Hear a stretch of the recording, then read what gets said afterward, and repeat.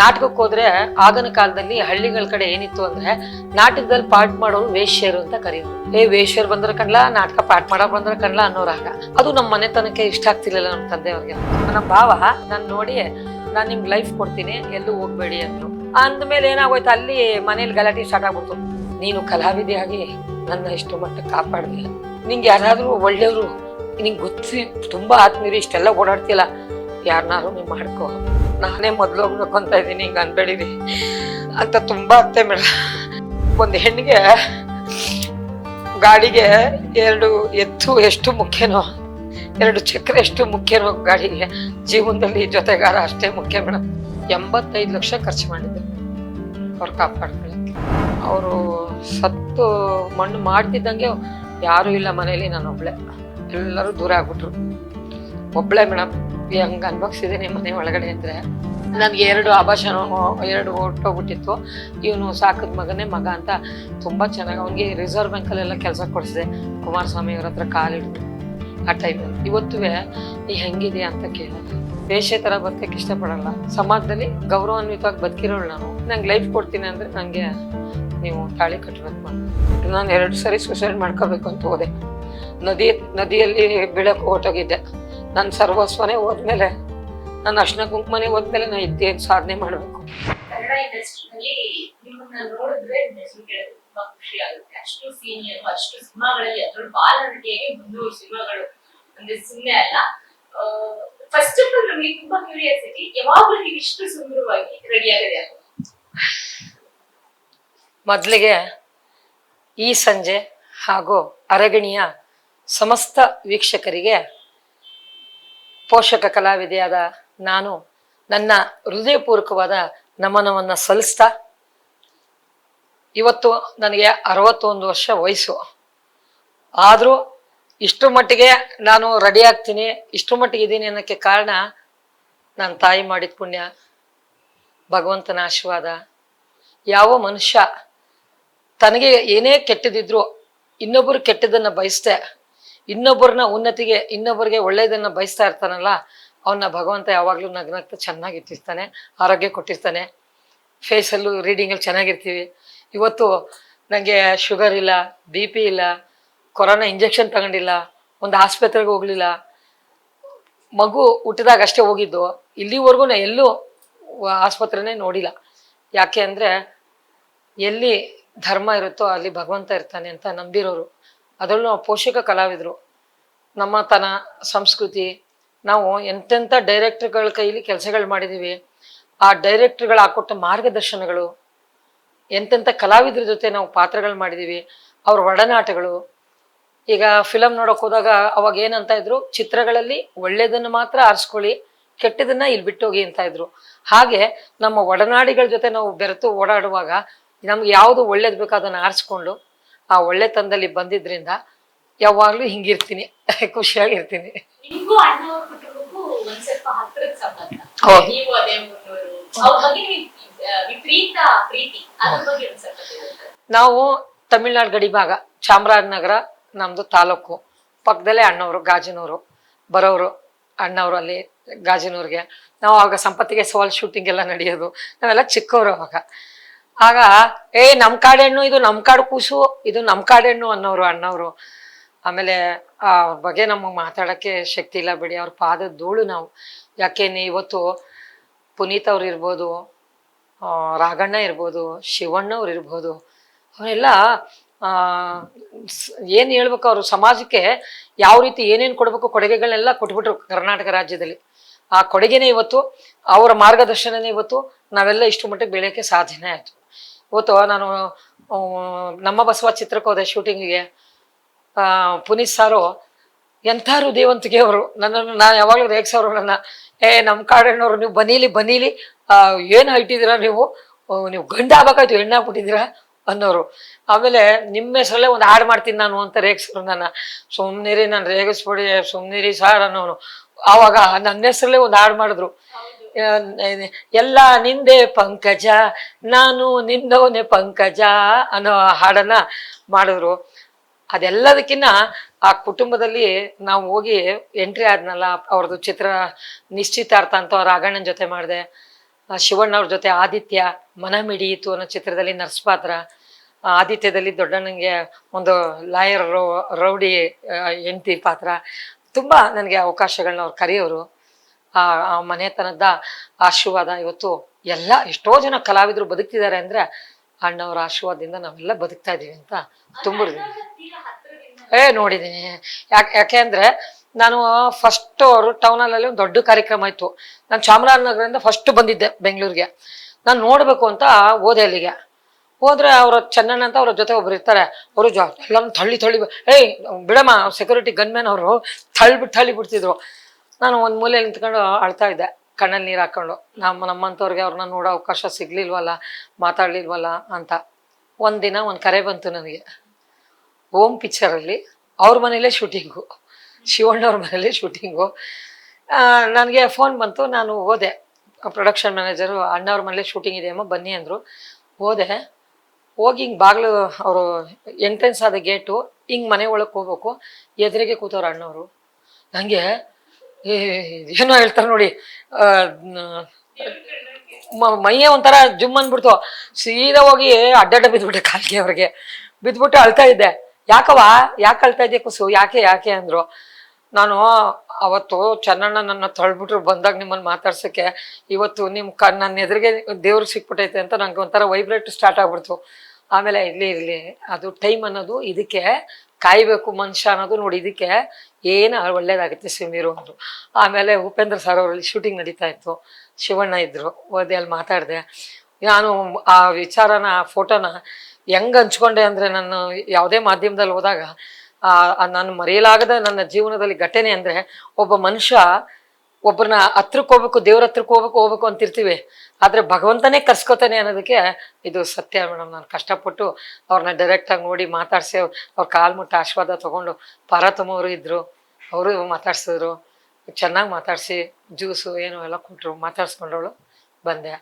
ಅವರು ಲಿಂಗೈಕ್ಯರಾದಾಗಲೂ ಸಹಿತ ನಾನು ಇದ್ದೆ ಅಲ್ಲೇ, ಅವ್ರ ಮನೇಲೇ ಇದ್ದೆ ಅಲ್ಲಿ.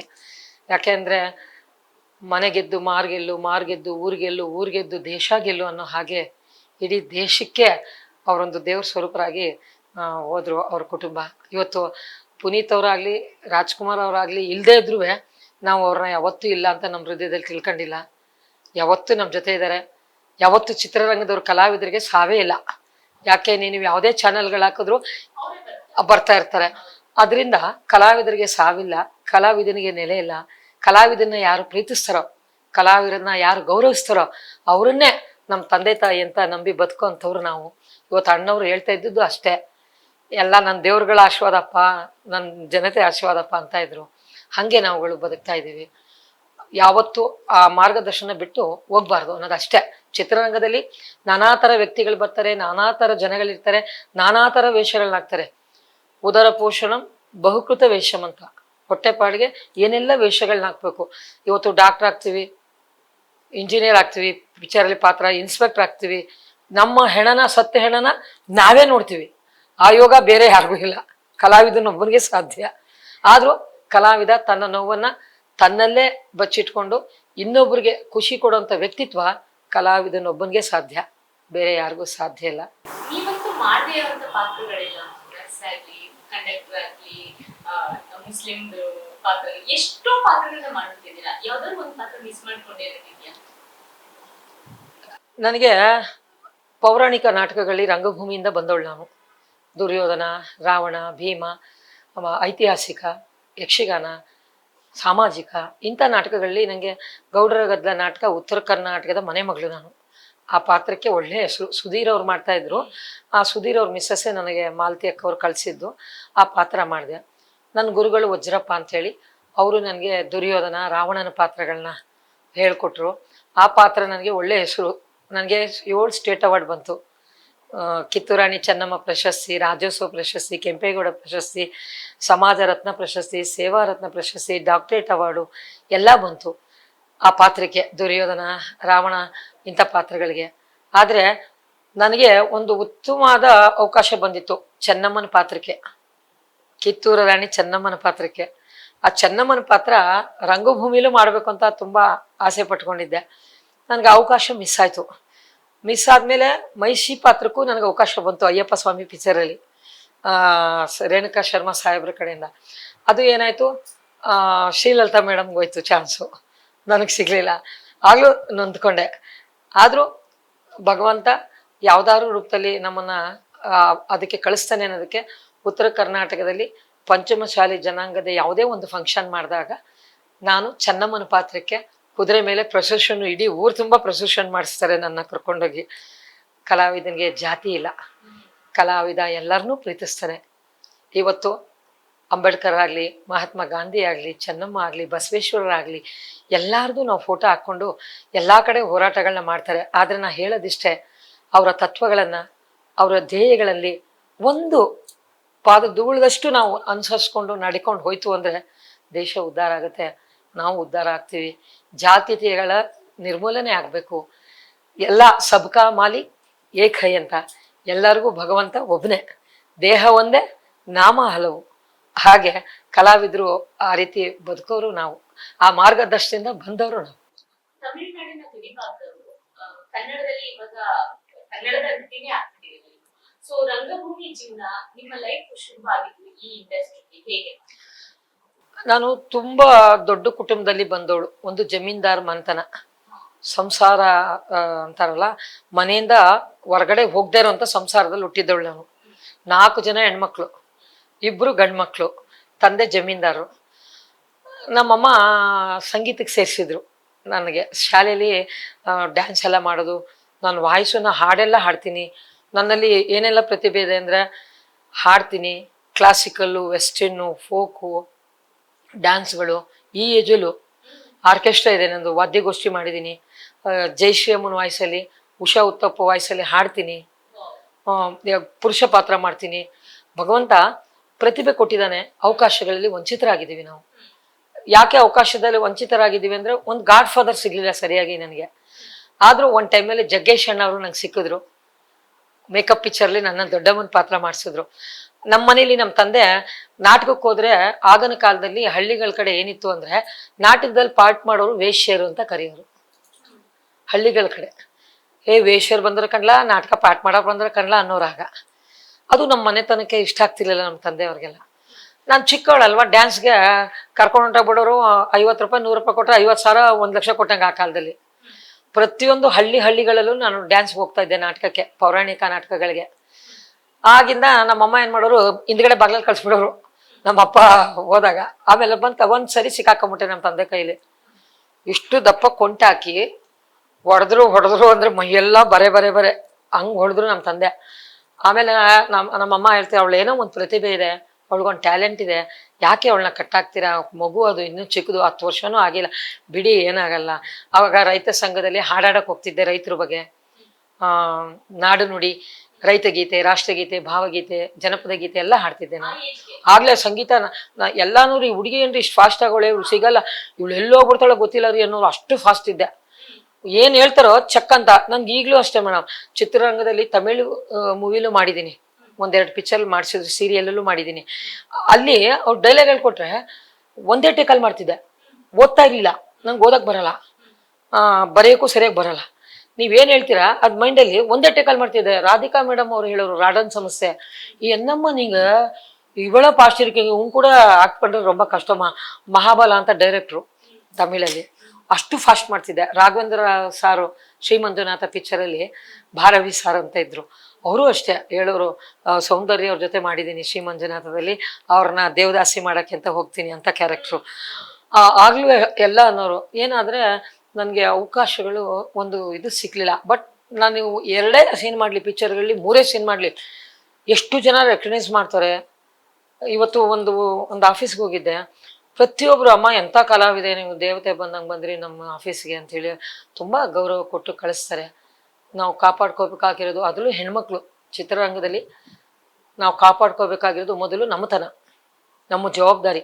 ಸಮಾಜಕ್ಕೆ ನಾವು ಏನು ಕೊಡೋಕ್ಕಾಗದಿದ್ರು ಒಂದು ಗುಡ್ ಮೆಸೇಜ್ಗಳು ಕೊಡಬೇಕು. ಸಮಾಜ ಹೇಗಿರಬೇಕು, ಹೇಗೆ ಬದುಕಬೇಕು ಅನ್ನೋ ರೀತಿ ಒಂದು ಗುಡ್ ಮೆಸೇಜ್ಗಳು ಕೊಡಬೇಕು.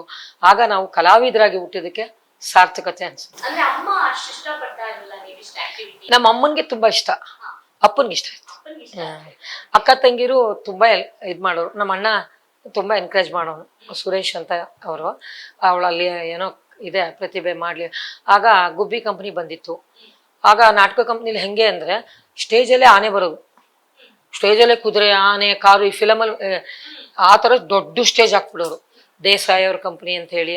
ಯಾವುದೇ ನಮ್ಮೂರಲ್ಲಿ ನಾಟಕ ಕಂಪ್ನಿಗೆ ಬಂದರೆ ಬಾಲ ಪಾತ್ರಗಳಿಗೆ ನಾನೇ ಹೋಗ್ತಾ ಇದ್ದೆ. ಡ್ಯಾನ್ಸು ಗೇಮ್ಸ್ ಎಲ್ಲ. ಅವಾಗ ಶ್ರುತಿ ಅವ್ರ ತಾಯಿ ರಾಧಾ ರುಕ್ಮಿಣಿ ಅವರು ಇದ್ರು. ಲವಕುಶ ನಾಟಕ, ಯಡಿಯೂರು ಸಿದ್ಧಲಿಂಗೇಶ್ವರ, ಅದು ಚಿಂದೋಡಿ ವೀರಪ್ಪನವ್ರ ಕಂಪ್ನಿ ಬಂದಿತ್ತು. ಚಿಂದೋಡಿ ವೀರಪ್ಪನವ್ರದ್ದು ಹಳ್ಳಿ ಎಲ್ಲ ಚಾಮರಾಜನಗರಕ್ಕೆ ನಾಟಕ ಕಂಪ್ನಿ ಯಾವುದೇ ಇದ್ರು ಫಸ್ಟು ಅಲ್ಲಿ ನಂದೇ ಡ್ಯಾನ್ಸು ಪಾತ್ರ ಕರ್ಕೊಬಿಡೋರು. ಚಿಕ್ಕ ಹುಡುಗಿ ಅಂತ ನಾಟಕ ಮುಗಿಸಿ 12-1 ಗಂಟೆ ರಾತ್ರಿ ಮನೆಗೆ ಹೋಗ್ಬೇಕು. ಮನೆಗೆ ಹೋದ್ರೆ ಬಾಗಿಲು ತೆಗಿಯೋರು, ನಮ್ಮಮ್ಮ ಮೆಲ್ಲ ತೆಗಿಯೋರು. ಅವರು ನಮ್ಮಮ್ಮ ತುಂಬ ಅನ್ನೋರು, ನಿನಗೆ ಒಂದು ಪ್ರತಿಭೆ ಇದೆ, ನೀ ಏನೂ ಮಾಡ್ತೀಯ, ಸಮಾಜಕ್ಕೆ ಒಂದು ಒಳ್ಳೇದು ನೀ ಮಾಡು ಹೋಗು ಅಂತ ಕಳಿಸೋರು. ಇವತ್ತು ನಮ್ಮ ತಾಯಿ ಆಶೀರ್ವಾದದಿಂದ ಎಷ್ಟು ಬೆಳೆದೆ.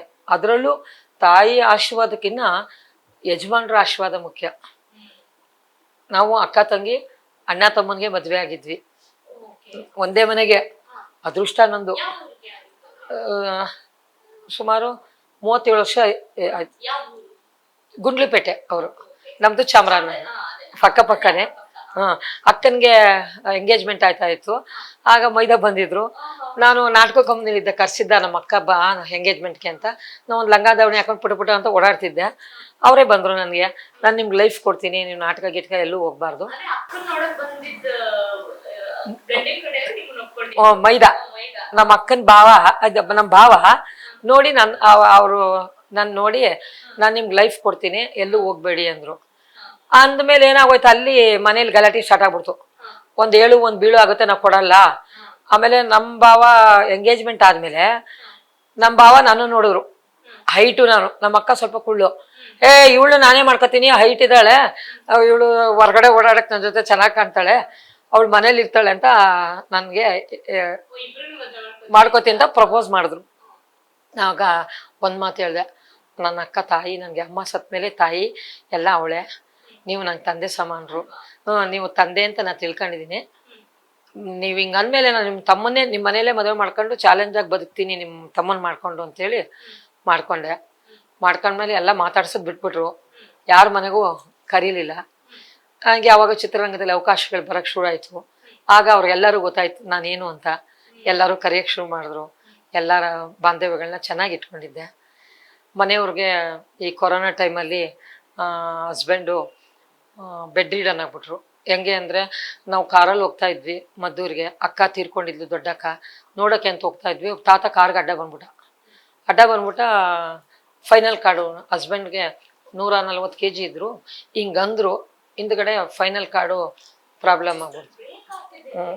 ಅದು ಬೆನ್ನಿಗೆ ಅವ್ರು ದಪ್ಪ ಇದ್ರಲ್ಲ ವೆಯ್ಟು, ಅದು ಹಿಂಗಂದ್ರಲ್ಲ, ಅದು ಒತ್ಬಿಟ್ಟು 3 ಕಡೆ ಪ್ರೆಸ್ ಆಗ್ಬಿಡ್ತು ನರ. ಯಾವ ಹೆಣ್ಗೂ ಬೇಡ ಮೇಡಮ್, ಯಾವ ಕಲಾವಿದಿಗೂ ಬೇಡ. 6 ವರ್ಷ ಬೆಡ್ ರಿಡನ್ಲಿದ್ರು. ಮಲಗಿದ ಜಾಗದಲ್ಲೇ. ಆಮೇಲೆ ಕಕ್ಕ ಹಿಂಗೆ ತೆಗಿಬೇಕು, ರಿಸರ್ಚ್ ತೆಗಿಬೇಕು. ರಿಸರ್ಚ್ ಹೋಗೋ ಜಾಗದಲ್ಲಿ ಪೈಪ್ ಹಾಕ್ಬಿಟ್ಟಿದ್ರು. ಬ್ಲ್ಯಾಡರ್ ಅಂತ ಒಳಗಡೆ ಇರುತ್ತೆ ಅಂತ, ಅದು ಹೋಗ್ಬಿಟ್ಟಿತ್ತು. ಆ ಪರಿಸ್ಥಿತಿಲಿ ಹೇಳ್ಕೊಳ್ಳೋಕ್ಕೆ ಅಸಾಧ್ಯ ಮೇಡಮ್. ನಾನು ಶೂಟಿಂಗ್ ಹೋಗೋನು ಮಾಡ್ತಾ ಇದ್ದೆ. ನಂಗೆ ಅದು ಶೂಟಿಂಗ್ ಇದ್ರೆ ಅವ್ರನ್ನ ಮೇಂಟೈನ್ ಮಾಡೋಕ್ಕಾಗ್ತಾಯಿತ್ತು. ಇಬ್ಬರು ಹುಡುಗರನ್ನ ಇಟ್ಟಿದ್ದೆ. ಒಂದೊಂದು ಹುಡುಗರಿಗೆ 18,000 ಸಂಬಳ.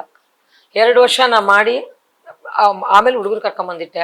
ಡಾಕ್ಟ್ರ್ ಏನಂದ್ರು, ನೀವೇ ಇಲ್ಲಿ ಇವ್ರಿಗೆ ವೀಕ್ ಆಗ್ತಾ ಇದ್ದೀರಾ, ನೀವು ಊಟ ಬಿಟ್ಬಿಡ್ತಾ ಇದ್ದೀರಾ, ಅದನ್ನ ನೋಡಿ ಸಣ್ಣ ಮಕ್ಕಳು ತೆಗಿಯೋದೇ ಕಷ್ಟ, ನೀವು ಇದು ಮಾಡ್ತಾ ಇದ್ದೀರಾ, ಇಬ್ಬರು ಹುಡುಗರು ಕೆಲ್ಸಕ್ಕೆ ಇಟ್ಕೊಳ್ಳಿ, ಸ್ನಾನ ಮಾಡ್ಸೋಕೊಬ್ಬನು, ಇದನ್ನ ತೆಗಿಯೋಕ್ಕೊಬ್ಬನ, ಏನು ತೊಂದರೆ ಇಲ್ಲ ಅಂದರು. ಆಮೇಲೆ ಇರಿಸ್ದೆ, ಅಡುಗೆ ಮಾಡೋಕೆ ಒಬ್ಬಮ್ಮನ ಇರಿಸ್ದೆ, ಅವ್ರು ನೋಡ್ಕೊಳ್ಳೋಕ್ಕೆ ಒಬ್ಬರನ್ನ ಇರಿಸ್ದೆ. ಎಲ್ಲ ಒಂದು ತಿಂಗಳಿಗೆ ನನಗೆ 1-1.5 ಲಕ್ಷ ಮೇಂಟೆನೆನ್ಸ್ ಬರೋದು. ಆ ಟೈಮಲ್ಲಿ ಶೂಟಿಂಗ್ಗಳು, ನಾಟಕಗಳು, ನಾನೇ ಟಿಕೆಟ್ ಶೋ ಮಾಡೋದು. ಹೋಗಿ ಗೌಡ್ರ ಗದ್ದಲ ನಾಟಕ, ಬೆನಿಫಿಟ್ ಶೋ ಅಂತ ಮಾಡ್ತಾರೆ ನೋಡಿ, ಟಿಕೆಟ್ ಶೋಗಳು ಮಾಡೋದು. 5 ಲಕ್ಷ 3 ಲಕ್ಷ ಕಲೆಕ್ಷನ್ ಆಗೋದು. ಎಲ್ಲ ಕಲಾವಿದರು ಬದುಕೋರು. ಒಂದಿನ ಸಂಭಾವನೆ ಕಲಾವಿದರಿಗೆ ನಮ್ಗೆ 1 ಲಕ್ಷದ ಗಂಟೆ ಖರ್ಚು ಬರೋದು, ಅದು ಕೊಡೋದು. ಇಲ್ಲಿ ಮನೇಲಿ ಗಂಡಂಗೂ ಮೇಂಟೈನ್ ಮಾಡೋದು. ಆಮೇಲೆ ಮಿನಿಸ್ಟ್ರುಗಳು ಮೇಡಮ್, ಇವತ್ತು ಅವ್ರು ನಮ್ಮ ಜೊತೇಲಿ ಇಲ್ಲ, ಶಿವಶಂಕರಪ್ಪ ಅಪ್ಪಾಜಿ ಶಾಮ್ನವ್ರು, ಅವರು ನನ್ನ ಕರೆದು ಅವರು ಎಂತ ಮಾತಂದ್ರು ಅಂದರೆ, ನೀವು ಕಲಾವಿದರು, ಬಡ್ಡೆ ಮಕ್ಕಳು, ಡಾಕ್ಟರ್ ಎಲ್ಲ ಮಹಾರಾಜರು, ಬೆಳಗ್ಗೆ ಎದ್ದು ಭಿಕ್ಷೆ ಬೇಡತ್ಯ ಏನು ಉಳಿಸ್ಕೊಳ್ಳಲ್ಲ ನೀವು, ನಿಮ್ಗೋಸ್ಕರ ನೀವು ಬದುಕಲ್ಲ, ನೀವು ಬದುಕದೆ ಬೇರೆಯವ್ರಿಗೋಸ್ಕರ ದುಡ್ದು ಬೇರೆಯವ್ರು ಉದ್ಧಾರ ಮಾಡಕ್ ಕೊಟ್ಟಿರೋರು ನೀವು. ಬಾಯಿಲಿ ಏನ್ಬಿಟ್ಟು ಕರೆದ್ಬಿಟ್ಟು 3 ಲಕ್ಷ ಕೊಟ್ರು ಮೇಡಮ್. ಅವರು ಇಲ್ಲ ಅಂದ್ರು ಅವ್ರನ್ನ ನನ್ನ ಹೃದಯದಲ್ಲಿ ಅವರು ತಂದೆ ಸ್ಥಾನದಲ್ಲಿ ಇದ್ದಾರೆ. ಭಗವಂತ ಅವ್ರ ಆತ್ಮಕ್ಕೆ ಯಾವಾಗ್ಲೂ ಶಾಂತಿ ಕೊಡ್ಲಿ, ಅವ್ರ ಮಕ್ಕಳನ್ನು ಚೆನ್ನಾಗಿಟ್ಟಿಲ್ಲ. ತಂದೆ ತಾಯಿ ಮಾಡಿದ ಪುಣ್ಯ ಮಕ್ಕಳು ಕಾಪಾಡುತ್ತೆ ಅಂತಾರೆ. ಇವತ್ತು ಅವ್ರ ಮೊಮ್ಮಗನ್ ಕಾಪಾಡುತ್ತೆ ಭಗವಂತ. ಅವ್ರ ಮೊಮ್ಮಗ ಗೆದ್ರು ಅವ್ರು ಮಾಡಿದ ಪುಣ್ಯಕ್ಕೆ. ಇಲ್ಲ ಸಾಲ ಇಲ್ಲ, ನಾನು ಎಲ್ಲೂ ಮಾಡಿರಲಿಲ್ಲ ಮೇಡಮ್. ದುಡಿತಿದ್ದೆ. ಆಮೇಲೆ ಮಿನಿಸ್ಟ್ರುಗಳ ಒಳ್ಳೆ ಕಾಂಟ್ಯಾಕ್ಟ್ ಇತ್ತು ನನಗೆ, ಸೇವೆ ಮಾಡ್ತಿದ್ದೆ ಸಮಾಜದಲ್ಲಿ, ಒಳ್ಳೆ ಹೆಸರಿಟ್ಕೊಂಡಿದ್ದೆ. ಮುರುಗೇಶ್ ನಿರಾಣಿ ಸಾಹೇಬರು 2 ಲಕ್ಷ ಕೊಟ್ಟರು. ಗುರುಗುಂಟೆ ಜಗದೀಶ್ ಅಣ್ಣ ಅಂತೇಳಿ BJP ಅವರು 1.5 ಲಕ್ಷ ಕೊಟ್ಟರು. ಪಾಟೀಲ್ ಅಂತ ಇಲ್ಲಿ ಅವರು ಬೆಳಗಿ ಅವರು 1 ಲಕ್ಷ ಕೊಟ್ಟರು. ರಾಮಲಿಂಗ ರೆಡ್ಡಿ ಸಾಹೇಬರು KSRTC ಮಿನಿಸ್ಟ್ರು, ಇವ್ರು ಅಂತ ಅಲ್ಲ ಮೇಡಮ್, BJP ಕಾಂಗ್ರೆಸ್ ಅಂತ ಅಲ್ಲ, ಎಲ್ಲ ಪಾರ್ಟಿಯವರು ನನಗೆ ಎಷ್ಟು ಸಹಾಯ ಮಾಡಿದ್ರು ಅಂದರೆ ಆ ಟೈಮಲ್ಲಿ ನಾನು ಯಾರನ್ನೂ ಮರೆಯೋಕ್ಕಾಗಲ್ಲ. ಅಷ್ಟು ಸಹಾಯ ಮಾಡಿದ್ರು. ಯಾಕೆ ಸಹಾಯ ಮಾಡಿದ್ರು ಅಂದರೆ ಈ ಕಾಲದಲ್ಲಿ ಕಲಾವಿದೆ ಹೇಳ್ಬಾರ್ದು. ನಮ್ಮ ರಿಲೇಷನ್ಲೇ ಒಬ್ರು ಬಂದ್ರು ಮನೆಗೆ, ಅದೇನು ಸೆಂಟಿಮೆಂಟ್ ಇಟ್ಕತ್ತೀಯ ಗಂಡ ಅಂತ ಅವ್ನಿಗೊಂದು 5 ಇಂಜೆಕ್ಷನ್ ಕೊಡ್ಸ್ಬಿಟ್ಟು ಸಾಯಿಸ್ಬಿಟ್ಟು ನಿಂಗೆ ಯಾವನಾರು ಪಿಕ್ಚರ್ಗಳು ಎಂತೆಂಥವ್ರು ಸಿಗ್ತಾರೆ ಯಾರನ್ನಾರು ಮಾಡ್ಕೊಂಡು ನೆಮ್ಮದಿಯಾಗಿರ್ಬಾರ್ದ ಅಂದರು. ನಾ ಅಂದೆ ಆ ಕೆಲಸ ನೀವು ಫಸ್ಟ್ ಮಾಡಿ ತೋರಿಸಿ ನನಗೆ, ಆಮೇಲೆ ನಾನು ಮಾಡ್ತೀನಿ. ನಾವು ನಮ್ಮ ತಾಯಿ ನಮ್ಮ ಮಾರ್ಗದರ್ಶನ ಹಾಕೊಟ್ಟಿರೋದು ಮುತ್ತೈದೆಯಾಗಿ ಬದುಕಬೇಕು, ಮುತ್ತೈದೆಯಾಗಿ ಹೋಗ್ಬೇಕು, ಗಂಡನ್ನ ಸೋತಿ ಗೆಲ್ಬೇಕು ಜೀವನದಲ್ಲಿ. ಯಾವ ಹೆಣ್ಣು ಗಂಡನ್ಗೆ ಸೋಲಲ್ವೋ, ಯಾವ ಹೆಣ್ಣು ಅವನ ಹತ್ರ ಚೆನ್ನಾಗಿರಲ್ವೋ ಅವಳೆಲ್ಲೂ ಉದ್ಧಾರ ಆಗಲ್ಲ. ಇಲ್ಲಿ ಸಲ್ಲದವಳು ಅಲ್ಲಿ ಸಲ್ಲಲ್ಲ ಅಂತ ನಮ್ಮ ತಾಯಿ ನಮ್ಗೆ ಹೇಳ್ಕೊಟ್ಟಿದ್ರು. ಅವಾಗಿಂದ ನಾನು ನಮ್ಮ ಯಜಮಾನ್ರನ್ನ ಮಗು ಥರ ನೋಡ್ಕೊಂಬಂದೆ. 37 ವರ್ಷ. ಇವತ್ತು ನೀವು ನಮ್ಮ ಕುಟುಂಬದಲ್ಲೇ ನಮ್ಮ ನಮ್ಮ ಅತ್ತೆ, ನಮ್ಮ ಸಂಬಂಧದವ್ರನ್ನ ಯಾರನ್ನೇ ಕೇಳಿ ಮೇಡಮ್, ನನ್ನ ಗಂಡನ ಅಷ್ಟು ನೋಡ್ಕೊಂಬಂದೆ. ಕೊನೆಯಲ್ಲಿ ಒಂದು ಘಟನೆ ಏನು ಅಂದರೆ, ಹೆಣ್ಣು ಗಂಡನ ಸಾವು ನೋಡಬಾರ್ದು ಅಂತಾರೆ. ಅದು ಹೆಂಗಾಯ್ತು ಅಂದರೆ, ನಾನು ಅಡುಗೆ ಮನೇಲಿದ್ದೆ, ಅವ್ರು ಅಲ್ಲಿ ಕೂತಿದ್ರು, ಎದ್ದು ಕೂತ್ಕೊಂಡಿದ್ರು, ಹುಡುಗರು ಕೈ ಎಬ್ಸಿ ಕೂರಿಸಿದ್ರು ಅಂದರು. ಅವ್ರಿಗೆ ಗೊತ್ತಾಗ್ಬಿಟ್ಟಿತ್ತು ಅಂತ. ನಾವು ಬಂದೆ, ಇಲ್ಲಿ ಕೂತ್ಕೊ ಬಾ ಅಂದರು. ಹೋಗ್ರಿ ವಾಸನೆ ಹೊಡಿತೀರ ಕಕ್ಕ ಮಾಡ್ಕೊಂಡು ನಾನು ಬರಲ್ಲ ಅಂದೆ. ಕೂತ್ಕೊಳ್ಳೆ, ಯಾಕೋ ಕೂತ್ಕೋಬೇಕು ಅನ್ಸದೆ, ಕೂತ್ಕೊ ಅಂದರು. ಕೂತ್ಕೊಂಡೆ. ನಾನು ನಿಂಗೆ ಏನು ಮಾಡೋಕ್ಕಾಗಲಿಲ್ಲ, ನೀನು ಕಲಾವಿದೆಯಾಗಿ ನನ್ನ ಇಷ್ಟು ಮಟ್ಟಕ್ಕೆ ಕಾಪಾಡಿದೆ. ನಿಂಗೆ ಯಾರಾದರೂ ಒಳ್ಳೆಯವರು ನಿಂಗೆ ಗೊತ್ತಿ ತುಂಬ ಆತ್ಮೀಯರು ಇಷ್ಟೆಲ್ಲ ಓಡಾಡ್ತೀಯಲ್ಲ, ಯಾರನ್ನಾರು ನೀನು ಮಾಡ್ಕೋ. ನಿನ್ನ ಮಗನೂ ನಂಬೇಡ, ಸಂಬಂಧಿಕರನ್ನ ಯಾರನ್ನೂ ನಂಬೇಡ, ನಮ್ಮ ಮನೆಯವ್ರನ್ನೂ ನಂಬೇಡ. ನಿನ್ನ ದುಡ್ಡು ಕಾಸು ನೀ ಭದ್ರವಾಗಿ ಇಟ್ಕೊಂಡು ನೀ ಚೆನ್ನಾಗಿರ್ಬೇಕಣೆ ಅಂದರು. ನಾನೇ ಮೊದಲು ಹೋಗ್ಬೇಕು ಅಂತ ಇದ್ದೀನಿ, ಹಿಂಗೆ ಅನ್ಬೇಡಿರಿ ಅಂತ ತುಂಬ ಆಗ್ತೇ ಮೇಡಮ್.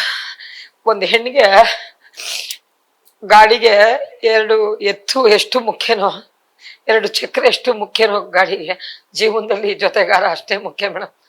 ಅರ್ಥಕೊಂಡವ್ರಿಗೆ ಅರ್ಥ ನಡೆದರೆ 6 ಪಟ್ಟ, ಮರೆತು ನಡೆದರೆ 3 ಪಟ್ಟ ಅಂತಾರೆ. ಈಗಿನ ಸಮಾಜ, ಈಗಿನ ಇದ್ರಲ್ಲಿ ಹುಡುಗಿರು ಲೀವ್ ಇನ್ ಟುಗೆದರ್ ಅಂತ ಅವ್ನ್ ಬಿಟ್ಟು ಏನೋ ಜೀವನ ಹಾಳು ಮಾಡ್ಕೊಂಡು ತಲೆ ಮೇಲೆ ಮಣ್ಣು ಹಾಕೊಂಡ್ಬಿಡ್ತಾರೆ. ನಾವು ಆಗಿನ ಕಾಲದವರು ಸಂಸ್ಕೃತಿ, ಸಮಾಜ, ಗೌರವ, ರೆಸ್ಪೆಕ್ಟು ಆ ರೀತಿ ಬದುಕ್ತಾರೋ ಮೇಡಮ್. ಆಗ ಕೈ ಹಿಡ್ಕೊಂಡು ಹಿಂಗೆ ವೈಬ್ರೇಟ್ ಸ್ಟಾರ್ಟ್ ಆಯ್ತು ಅವ್ರಿಗೆ.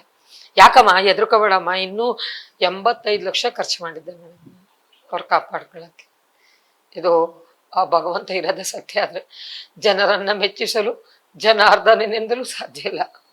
ಭಗವಂತನ ಮೆಚ್ಚಿಸ್ಬೇಕು, ನಮ್ಮ ಆತ್ಮನ ನಾವು ಮೆಚ್ಚಂಗೆ ನಡಿಬೇಕು. ಕೇಳಿ, ನಮ್ಮನೆ ಎಲ್ಲ ಕಾಂದನದಲ್ಲಿ ಎಲ್ಲ ಹೇಳ್ತಾರೆ, ಅವಳ ಥರ ಗಂಡ ನೋಡ್ಕೊಳ್ಳೋ ಹೆಣ್ಣು ಯಾರೂ ಇಲ್ಲ. ನಾನು ಹೋಗ್ದಿದ್ದ ದೇವಸ್ಥಾನ ಇಲ್ಲ, ನಾವು ಹೋಗ್ದಿದ್ದು ಮಂತ್ರವಾದಿಗಳಿಲ್ಲ, ನಾವು ಹೋಗ್ದಿದ್ದು ಆಸ್ಪತ್ರೆಗಳಿಲ್ಲ. ಆಸ್ಪತ್ರೆಯಲ್ಲಿ ಚೀಟಿಂಗು, ಯಾವ ಆಸ್ಪತ್ರೆಗೆ ಹೋಗಿ ಚೀಟಿಂಗು. ಇಲ್ಲಿ ಮ್ಯಾಚ್ ಫಿಕ್ಸಿಂಗು. ಒಂದು ಸ್ಕ್ಯಾನಿಂಗ್ ಹೋಗಿ ಅಲ್ಲಿ 5,000 ಇದ್ದರೆ 20,000, ಅವ್ನಿಗೆ 5,000 ಕಮಿಷನ್, ಇವ್ನಿಗೆ 5,000 ಕಮಿಷನ್ನು. ಈ ಥರ ಚೀಟಿಂಗ್ ಮಾಡಿದ್ರು. ನಾನು ಬಿಡಲಿಲ್ಲ, ಕೆಲವು ಕಡೆ ಫೈಟ್ ಮಾಡಿದೆ. ಆಮೇಲೆ ಇನ್ನೊಂದು ಯಾರೋ ಕೇರಳದವರು ಒಂದು ದಿನಕ್ಕೆ 60,000 ರೂಪಾಯಿ ಒಂದು ದಿವಸಕ್ಕೆ ಅಂದರು. ಒಂದು ದಿವಸಕ್ಕೆ 60,000 ರೂಪಾಯಿ ಕಟ್ತಾ ಇದ್ದೆ. ದಿವಸಕ್ಕೆ 10 ದಿನ ಆಸ್ಪತ್ರೆ ಕಟ್ಟಿದೆ. ಅವ್ರ ಆಶೀರ್ವಾದನೆ ಮೇಡಮ್ ಇವತ್ತು ನಾನು ಚೆನ್ನಾಗಿರೋದು. ಅವರು ನನ್ನ ಕೈ ಹಿಡ್ಕೊಂಡೆ, ಹಿಂಗೆ ಹಿಡ್ಕೊಂಡೆ ಕೆಳಕ್ಕೆ ಹಿಂಗೆ ಬಿದ್ದರು. ನಿಂಗೆ ದೇವ್ರು ಚೆನ್ನಾಗಿ ಇಟ್ಟಿರ್ಲಿ ಕಣೆ ಅಂದ್ಬಿಟ್ಟು ಹಿಂಗೆ ಬಿದ್ದರು. ಬಿದ್ಮೇಲೆ ಕಣ್ಣು ಹಿಂಗೆ ಬಿಟ್ಟಿದ್ರು, ನಾನು ನೋಡ್ತಾನೆ ಇದ್ರು. ಅಂದರು, ಒಂದು ಪಪ್ಪಿ ಕೊಡು ನಂಗೆ ಹಣೆಗೆ ಅಂತ. ಏನೋ ನಂಗೆ ಗ್ರಾಚಾರ ಮೇಡಮ್ ಅವತ್ತು 3ನೇ ತಾರೀಕು ಮಾರ್ಚಿ ಅವರು 4 ವರ್ಷ ಆಯಿತು. ಒಂದು ಮುತ್ತು ಕೊಟ್ಟೆ, ವಿಭೂತಿ ಹಚ್ಚು ನನಗೆ, ವಿಭೂತಿ ಹಚ್ಚು ಒಂದು ವಿಭೂತಿ ಇಲ್ಲದೆ ಇರ್ತಿರ್ಲಿಲ್ಲ ಅವರು. ವಿಭೂತಿ ಹಚ್ಚಿದೆ, ಅಷ್ಟೊತ್ತಾಗಲೇ ಹೊಟ್ಟೋಗ್ಬಿಟ್ಟು ಮಾತಾಡ್ತಾ ವಿಭೂತಿ ಹಚ್ಚುತ್ತಿದ್ದಂಗೆ ಹೊಟ್ಟೋಗಿದ್ರು. ಕಾಲು ಅವರೇ ಫೋಲ್ಡ್ ಮಾಡ್ಕೊಂಡ್ಬಿಟ್ಟಿದ್ರು. ಆಮೇಲೆ ಡಾಕ್ಟ್ರ್ ಹತ್ರ ಕೊರೋನಾ ಅವತ್ತು ಎಲ್ಲ ಕಿಟ್ಗಳು ಹಾಕೊಂಡ್ಬಿಟ್ಟಿದ್ರು. ಓಡ್ದೆ ಗುಡು ಅಂತ ಹೆಂಗೆಂಗೋ ಇದ್ದೆ, ಓಡ್ದೆ. ಸಾರ್ 4ನೇ ಫ್ಲೋರಲ್ಲಿದ್ದರು ಡಾಕ್ಟ್ರು. ಅವ್ರು ಕಲಾವಿದೆ ಪಾಪ ಏನೋ ಪ್ರಾಬ್ಲಮ್ ಆಗುತ್ತೆ, ಡಾಕ್ಟ್ರು ಪಾಪ ದಡ ಅಂತ ಬಂದರು. ಅವ್ರ ಸ್ಕೂಟ್ರಲ್ಲೇ ಕೂರಿಸ್ಕೊಂಡು ಬಂದು, ಪಂಕಜ ಮೇಡಮ್ ನಿಮ್ಮ ಬಗ್ಗೆ ನಮ್ಗೆ ಗೊತ್ತಿದೆ, ನೀವು ಧೈರ್ಯವಂತ ಹೆಣ್ಮಗಳು, ಚೆನ್ನಮ್ಮನ ಥರ ಹೋರಾಟ ಮಾಡೋರು, ನೀವು ನಾ ಹೇಳೋದನ್ನ ಧೈರ್ಯ ತಗೋಬೇಕು, ಇದು ಮಾಡ್ಕೋಬೇಡಿ ಅಂದರು. ಹೇಳಿ ಸರ್ ಪರವಾಗಿಲ್ಲ, ಹೋಗ್ಬಿಟ್ಟಿದ್ದಾರೆ ಅವ್ರು, ಆಗಲೇ ಹೋದರು ಅಂದರು. ಹೋದ್ಮೇಲೆ ಎಲ್ಲರೂ ಬಂದಿದ್ರು, ಅಕ್ಕ ತಂಗಿ ಎಲ್ಲ. ಅವರು ಸತ್ತು ಮಣ್ಣು ಮಾಡ್ತಿದ್ದಂಗೆ ಯಾರೂ ಇಲ್ಲ ಮನೇಲಿ, ನಾನು ಒಬ್ಬಳೆ. ಎಲ್ಲರೂ ದೂರ ಆಗ್ಬಿಟ್ರು. ಒಬ್ಬಳೆ ಮೇಡಮ್, ಹೆಂಗೆ ಅನ್ಭವಿಸಿದ್ದೀನಿ ಮನೆ ಒಳಗಡೆ ಅಂದರೆ ಭಗವಂತನಿಗೆ ಗೊತ್ತು. ಇನ್ನೂ ದುಡ್ಡು ಕೇಳ್ತಾಳೆ. ಅಕ್ಕ ತಂಗಿರ ಮಕ್ಕಳಿಗೆಲ್ಲ ಕೆಲಸ ಕೊಡಿಸಿದೆ ನಾನು ಚೆನ್ನಾಗಿದ್ದಾಗ. ನನ್ನ ದುಡ್ಡಲ್ಲಿ ಎಲ್ಲರಿಗೂ ಒಳ್ಳೇದು ಮಾಡಿದೆ. ಅಣ್ಣನ ಮಗನಿಗೆ ಮದುವೆ ಮಾಡಿದೆ, ದೊಡ್ಡ ಅಕ್ಕನ ಮಗನ ಕೆಲಸ ಕೊಡಿಸಿದೆ. ಈಗ ಇನ್ನೊಬ್ಬ ಅಕ್ಕನ ಮಗನ ಎಲ್ಲ ಪ್ರತಿಯೊಬ್ಬರು ನಮ್ಮ ಮನೆ ನಮ್ಮ ಖಾನ್ದಾನಕ್ಕೆ ಒಳ್ಳೇದಾಗಬೇಕು ಅಂತ ಹೋರಾಟ ಮಾಡಿ ಓಡಾಟ ಮಾಡಿದೆ. ಯಾರು ಅವ್ರಿಗೆ ಪ್ರೀತಿ ಅನ್ನೋದು ಈಗ ಸಮಾಜ ಹೆಂಗೆ ಇದೆ ಅಂದರೆ, ನಿಮ್ಮಿಂದ ಏನಾದ್ರು ಸಿಗುತ್ತೆ ಅಂದರೆ ನಿಮ್ಮನ್ನು ಪ್ರೀತಿಸ್ತಾರೆ, ನಿಮ್ಮಿಂದ ಏನೂ ಇಲ್ಲ ಅಂದರೆ ಯಾರು ನೀ ಹೇಗಿದೀಯಾ, ಗಂಡ ಇಲ್ಲ, ಇಷ್ಟು ಒದ್ದಾಡ್ತಿದೀಯ ಅಂತ ಮಗ ಅಂತ ತುಂಬ ಇದರಿಂದ ಯಾರು ಮಗ ಅವನು ಸಾಕಿದವನು. ನನಗೆ 2 ಆಭಾಷಣ 2 ಹೊಟ್ಟೋಗ್ಬಿಟ್ಟಿತ್ತು. ಇವನು ಸಾಕಿದ ಮಗನೇ ಮಗ ಅಂತ ತುಂಬ ಚೆನ್ನಾಗಿ ಅವನಿಗೆ ರಿಸರ್ವ್ ಬ್ಯಾಂಕಲ್ಲೆಲ್ಲ ಕೆಲಸ ಕೊಡಿಸಿದೆ, ಕುಮಾರಸ್ವಾಮಿ ಅವ್ರ ಹತ್ರ ಕಾಲಿಡಿದು ಆ ಟೈಮಲ್ಲಿ. ಇವತ್ತೂ ನೀ ಹೆಂಗಿದೆಯಾ ಅಂತ ಕೇಳಲ್ಲ, ಆದರೆ ಯಾರು ಕೇಳದಿದ್ರು ನಿಮ್ಮಂಥವ್ರು ಇದ್ದೀರಾ ಮಕ್ಳ ಥರ. ಸಮಾಜ ಇದೆ, ನಾವೇನು ಅಂತ ಸಮಾಜಕ್ಕೆ ಗೊತ್ತಿದೆ, ನಾವೇನು ಬದುಕಬೇಕು, ಜನಗಳ ಮುಂದೆ ಹೇಗಿರ್ಬೇಕು ಅನ್ನೋದು ನಮಗೂ ಗೊತ್ತಿದೆ. ಅದರಿಂದ ದೇವ್ರು ನಮ್ದವ್ರಿಗೆ ಮೋಸ ಇಲ್ಲ, ಭಗವಂತ ಯಾವತ್ತೂ ಕೈ ಬಿಡಲ್ಲ. ಯಜಮಾನ್ರು ಹೋದ್ಮೇಲೆ ನನಗೆ 1 ವರ್ಷ ಒಂಥರ ಮೆಂಟಲ್ ಟಾರ್ಚ್ ಆಗೋಯ್ತು. ಎಲ್ಲೋದ್ರೂ ಜೊತೇಲಿ ಹೋಗ್ತಾ ಇದ್ವಿ, ಎಲ್ಲೋದ್ರೂ ನನ್ನ ಜೊತೆ ಅವರೇ ಬರೋರು ಕಾರ್ ತೊಗೊಂಡು, ಎಲ್ಲೂ ಒಬ್ಬಳನ್ನೇ ಕಳಿಸ್ತಿರ್ಲಿಲ್ಲ. ದೂರದ ನಾನು ನಾಟಕ ಆಡೋಕೆ ಹೋದ್ರೂ ಅವರೇ ಇರೋರು. ಅದು ನನಗೆ ಪಿಕ್ಚರ್ ಬರೋಕ್ಕೆ ಶುರು ಆಗ್ಬಿಡ್ತು ಕಣ್ಮುಂದೆ. ಅದು ನನಗೆ ಮಾನಸಿಕ. ಈಗಲೂ ರಾತ್ರಿ 1 ಗಂಟೆ 2 ಗಂಟೆ 3 ಗಂಟೆಗೆ ಎಚ್ಚರ ಆಗುತ್ತೆ. ಅವರು ಅಲ್ಲಿ ಮಲಗಿದ್ದಾಗ ಸ್ವಲ್ಪ ಬಿಸಿನೀರು ಮಾಡಿಕೊಡೆ, ಸ್ವಲ್ಪ ಅದು ಕೊಡೆ, ಅವ್ರು ಕೂಗಿದು ಇದು ನನಗೆ ಮೆಂಟಲಲ್ಲಿ ಆಗ್ಬಿಟ್ಟು ಒಂಥರ ಮನಸ್ಸಿಗೆ ತುಂಬ ಹಚ್ಕೊಂಬಿಟ್ಟಿದೆ. ಅವರು ನಾನು ತುಂಬ ಹಚ್ಕೊಂಡಿದ್ರು. ಜೀವನದಲ್ಲಿ ಎಲ್ಲನವರು ನೀವಿಬ್ಬರೇ ಆದರ್ಶ ದಂಪತಿಗಳ ಥರ ಇರ್ತೀರ. 37 ವರ್ಷ ಯಾರೂ ಇರಲ್ಲ ಮೇಡಮ್ ಕಲಾವಿದರ ಜೀವನದಲ್ಲಿ. ಎಷ್ಟೋ ಕಷ್ಟ ನೋವು ನಲಿಗಳು ಪಾಪ ಇರುತ್ತೆ ಹೆಣ್ಮಕ್ಳಿಗೆ. ಕಲಾವಿದರು ನಾವೆಲ್ಲ ಭಾವನಾ ಜೀವಿಗಳು, ಭಾವನೆಯಿಂದ ಬಂದವರು. ಆದರೆ ನಮ್ಮ ತಾಯಿ ಹಾಕ್ಕೊಟ್ಟಿದ್ದು ಸಂಸ್ಕೃತಿ, ನಮ್ಮ ತಾಯಿಯಿಂದ ನಾವು ಕಲ್ತಿದ್ದ ಪಾಠ ಅದು. ಮೊದಲು ಮನೆ ದೇವ್ರ ಪೂಜೆ ಮಾಡು, ಊರ ದೇವ್ರ ಪೂಜೆ ಏನು ಮಾಡ್ತೀಯ? ನಿಮ್ಮ ಮನೆ ದೇವ್ರನ್ನೇ ಪೂಜೆ ಮಾಡಿ ಊರ ದೇವ್ರನ್ನ ಪೂಜೆ ಮಾಡೋದು ಏನು ಕೊಡ್ತಾನೆ? ಮೊದಲು ನಿನ್ನ ಗಂಡ ನೋಡ್ಕೊ ಅನ್ನೋರು ನಮ್ಮಮ್ಮ. ತಾಯಿ ಅಂತ ತಾಯಿ ನಮ್ಮಮ್ಮ. ಅಳಿಯನ ಮಕ್ಕನೇ ನೋಡಿರಲಿಲ್ಲ ಅವರು, ಹೊರಗಡೆನೇ ಬರ್ತಿರಲಿಲ್ಲ ಅಂಥವ್ರ ಹೊಟ್ಟೆಲಿ ನಾವು ಹುಟ್ಟಿ ಇಷ್ಟೆಲ್ಲ ನೋವು ನಲಿವುಗಳನ್ನ ಅನುಭವಿಸ್ಬೇಕಾಯ್ತು. ಆ ಟೈಮಲ್ಲಿ 4 ವರ್ಷ ಯಾವುದೋ ಒಂದು ಇದ್ರಲ್ಲಿ ಹೋದಾಗ ಯಾರೋ ಒಬ್ಬರು ನನಗೆ ನೋಡಿದ್ರು, ನನ್ನ ಬಗ್ಗೆ ಎಲ್ಲ ಬಯೋಡಾಟಾ ತಿಳ್ಕೊಂಡಿದ್ರು. ಅವ್ರ ಹೆಸರು ಬೇಡ ಪಾಪ. ಅವರು ನಾನು ನಿಮಗೆ ಲೈಫ್ ಕೊಡ್ತೀನಿ ಅಂದರು. ನಾನು ಆಯಿತು ನಿಮ್ಮ ಅಂದರೆ ನಾನು ವೇಶ್ಯೆ ಥರ ಬದುಕಕ್ಕೆ ಇಷ್ಟಪಡಲ್ಲ, ಸಮಾಜದಲ್ಲಿ ಗೌರವಾನ್ವಿತವಾಗಿ ಬದುಕಿರೋಳು ನಾನು. ನಂಗೆ ಲೈಫ್ ಕೊಡ್ತೀನಿ ಅಂದರೆ ನನಗೆ ನೀವು ತಾಳಿ ಕಟ್ಟಬೇಕು ಅಂದೆ. ಒಪ್ಕೊಂಡ್ರು, ಅವ್ರು ಲೈಫ್ ಕೊಟ್ಟರು. ಬಟ್ ನಾ ಅವ್ರ ಲೈಫ್ಗೆ ಅವ್ರ ಕುಟುಂಬಕ್ಕೆ ನಾನು ಯಾವತ್ತೂ ಡಿಸ್ಟರ್ಬ್ ಮಾಡಿಲ್ಲ, ಮಾಡೋದೂ ಇಲ್ಲ. ನನ್ನ ಅವ್ರು ಸಪ್ರೇಟ್ ಇದ್ದಾರೆ. ಆದರೆ ನಾನೇನಂದರೆ ಫಸ್ಟು ಪ್ರಿಫರೆನ್ಸು ಅವ್ರ ಕಡೆನೇ. ನಮಗೇನು ಬೇಡ, ನೀವು ದುಡ್ದಿದ್ರಲ್ಲಿ 10 ರೂಪಾಯಿನೂ ನಂಗೆ ಬೇಡ.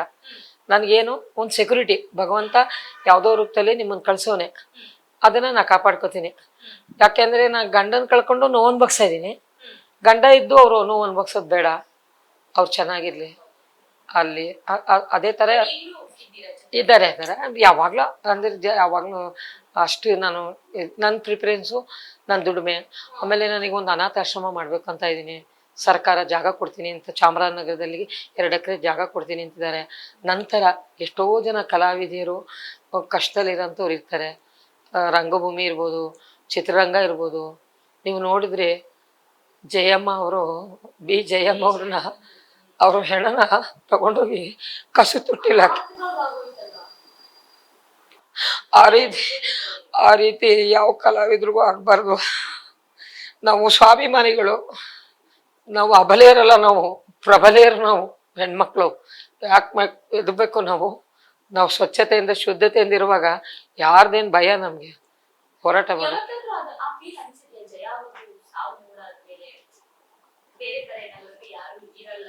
ಇಲ್ಲ. ಆಗ ನಂಗೆ ಬದುಕೋ ಇಷ್ಟ ಇರ್ಲಿಲ್ಲ. ನಾನು 2 ಸರಿ ಸುಸೈಡ್ ಮಾಡ್ಕೋಬೇಕು ಅಂತ ಹೋದೆ. ನದಿಯಲ್ಲಿ ಬೀಳಕ್ಕೆ ಹೊರಟೋಗಿದ್ದೆ. ನನ್ನ ಸರ್ವಸ್ವನೇ ಹೋದ್ಮೇಲೆ, ನನ್ನ ಅರ್ಶಿನ ಕುಂಕುಮನೇ ಹೋದ್ಮೇಲೆ ನಾನು ಇದ್ದೇನು ಸಾಧನೆ ಮಾಡಬೇಕು? ಮುಗ್ದೋಯ್ತು ನನ್ನ ಲೈಫು.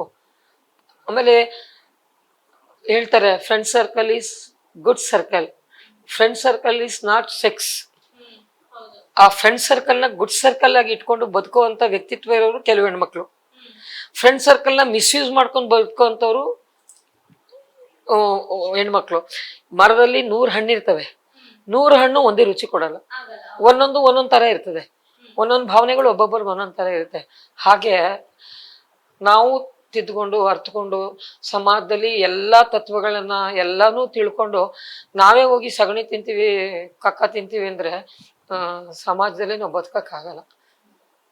ಯಾವಾಗ್ಲೂ ಚಿತ್ರರಂಗ ಮಾಡಿದ್ ಯಾಕೆ ಅಂದ್ರೆ ಆಗನ್ ಪಿಕ್ಚರ್ಗಳಲ್ಲಿ ಬಂದದ್ದು ಒಂದೊಂದು ಪಾತ್ರಗಳನ್ನ ಸಮಾಜ ತಿದ್ದುವಂತ ಪಾತ್ರಗಳು ಬರ್ತಾ ಇತ್ತು. ಬಂಗಾರದ ಪಂಜರ ಅಣ್ಣವ್ರ ಪಿಕ್ಚರ್ಲಿ ಅವರು ಒಬ್ಬ ಪೆದ್ದನಾಗಿ ಸಮಾಜಕ್ಕೆ ಯಾವ ತರ ಸಾಕು ತಾಯಿ ಮನೆಗೆ ಬಂದ್ಬಿಟ್ಟು ಸ್ವಂತ ತಾಯಿ ಮನೆ ಬಿಟ್ಟು ಎಷ್ಟು ಆತರ ಸಮಾಜಗಳಿಗೆ ಒಳ್ಳೊಳ್ಳೆ ಮೆಸೇಜ್ ಬರ್ತಾ ಇದ್ವು ಚಿತ್ರಗಳಲ್ಲಿ.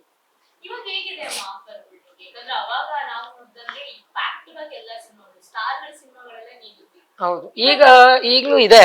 ಬಟ್ ಏನಾಗಿದೆ, ಚಿತ್ರರಂಗದಲ್ಲಿ ಟಾಕೀಸ್ಗಳನ್ನ ಹೊಡೆದಾಕ್ಬಿಡ್ತಾ ಇದ್ದಾರೆ, ಮಾಲ್ಗಳು ಮಾಡ್ಬಿಡ್ತಾ ಇದಾರೆ. ಮಾಲ್ಗಳಿಗೆ ಹೋಗ್ಬೇಕು ಅಂದ್ರೆ ಜನ 500, 600, 1000 ಟಿಕೆಟ್ ಕೊಟ್ಟು ಹೋಗಕ್ ಆಗಲ್ಲ. ಈ ಟಾಕೀಸ್ಗಳಿದ್ದಾಗ ಪ್ರತಿಯೊಬ್ರು ಬರೋರು ಜನ ನೋಡಕ್ಕೆ. ಆಮೇಲೆ ಈಗ ಮನೇಲೆ 28 ಚಾನಲ್ ಬರ್ತವೆ, 28 ಚಿತ್ರಗಳನ್ನ ನೋಡ್ಬೋದು. ಹೆಂಗಸರು ಹೊರಗೆ ಬರಲ್ಲ ಚಿತ್ರ ನೋಡಕ್ಕೆ. ಅದು ಯಾವ್ದಾದ್ರು ಚೆನ್ನಾಗಿದೆ ಚಿತ್ರ ಅಂದ್ರೆ ಬರ್ತಾರೆ ನೋಡಕ್ಕೆ. ಅದಕ್ಕೆ ಉತ್ತಮವಾದ ಚಿತ್ರಗಳು ಬರ್ಬೇಕು ಅಂತ ಹೇಳಿ ಸಮಾಜಕ್ಕೆ ಮೆಸೇಜ್ ಕೊಡೋಂಥದ್ದು. ಮೊನ್ನೆ ಮಗ್ಗಿ ಪುಸ್ತಕ ಅಂತ ಒಂದು ಚಿತ್ರ ಮಾಡಿದೆ, 100 ಡೇಸ್ ಆಯ್ತು. ಎಂತ ಗುಡ್ ಮೆಸೇಜ್ ಇದೆ ಅದರಲ್ಲಿ. ಅಂತ ಚಿತ್ರಗಳು ಬರಬೇಕು, ಸಮಾಜ ಬೆಳಿಬೇಕು, ಉಳಿಬೇಕು. ಈಗಿನ ಪೀಳಿಗೆ ಎಲ್ಲೆಲ್ಲೋ ಹೋಗ್ತಾ ಇದೆ. ಆ ಪೀಳಿಗೆಗಳು ತಿದ್ದುಗಳಂಗ ಮಾಡಬೇಕು. ಮನೆಯೇ ಮೊದಲ ಪಾಠಶಾಲೆ. ನಮಗೆ ಮೊದಲನೇ ಮನೆಯಲ್ಲಿ ತಾಯಿನೇ ಗುರು.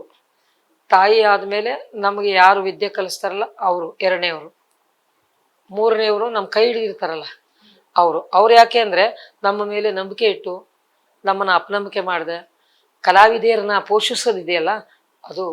ಇಲ್ಲ ಅಂದ್ರೆ ನಾವು ರಂಗನಾಯಕಿ ಥರ ಆಗ್ಬಿಡ್ತೀವಿ, ಅನುಮಾನ ಪಡೋದು. ಮಗನೇ ತಾಯಿನ ಮದುವೆ ಮಾಡ್ಕೊಳಕ್ಕೆ ಹೋಗ್ತಾನೆ. ಈಗ ಸಮಾಜ ಎಲ್ಲೆಲ್ಲೋ ಹೋಗ್ತಾ ಇದೆ ಆ ರೀತಿ. ತಂದೆನೇ ಮಗಳನ್ನ ಮದುವೆ ಮಾಡ್ಕೊಳ್ಳೋದು, ಅಣ್ಣನೇ ತಂಗಿನ ಮದುವೆ ಮಾಡ್ಕೊಳ್ಳೋದು, ಏನೆಲ್ಲ ನಡೀತಾ ಇದೆ.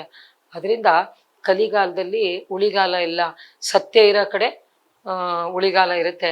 ನಮ್ಮ ಈ ಕರ್ನಾಟಕ ದೇಶದಲ್ಲಿ ಪೂಜೆ ಪುನಸ್ಕಾರ ಸಂಸ್ಕೃತಿ ಧರ್ಮ ಅನ್ನೋದು ಇರೋದ್ರಿಂದ 90% ಜನಗಳಿಗೆ ಎಲ್ಲೋ ಬರೋದು ಏನೋ ಆಗಿ ಹೆಂಗೋ ಹೋಗ್ಬಿಡ್ತಾ ಇದೆ. ಕೊರೋನಾದಲ್ಲಿ ಆಗ್ಲಿ ಇನ್ನೊಂದ್ರಲ್ಲೇ ಆಗ್ಲಿ ಭಗವಂತ ಕಾಪಾಡ್ಕೊಂಡ್ಬಿಡ್ತಾ ಇದ್ದಾನೆ. ಆ ಭಯ ಇದೆ ಜನಕ್ಕೆ, ಭಗವಂತ ಇದ್ದಾನೆ ಪೂಜೆ ಪುನಸ್ಕಾರ ಮಾಡ್ಬೇಕು ಅನ್ನೋದು. ಹೊರಗಡೆ ದೇಶಗಳಲ್ಲಿ ಅವೆಲ್ಲ ಇಲ್ಲ. ಅದರಿಂದ ಆ ಕಡೆ ಎಲ್ಲ ಪ್ರಳಯ ಯುದ್ಧ ಅದು ಇದು ಎಲ್ಲ ನಡೀತಾ ಇದೆ.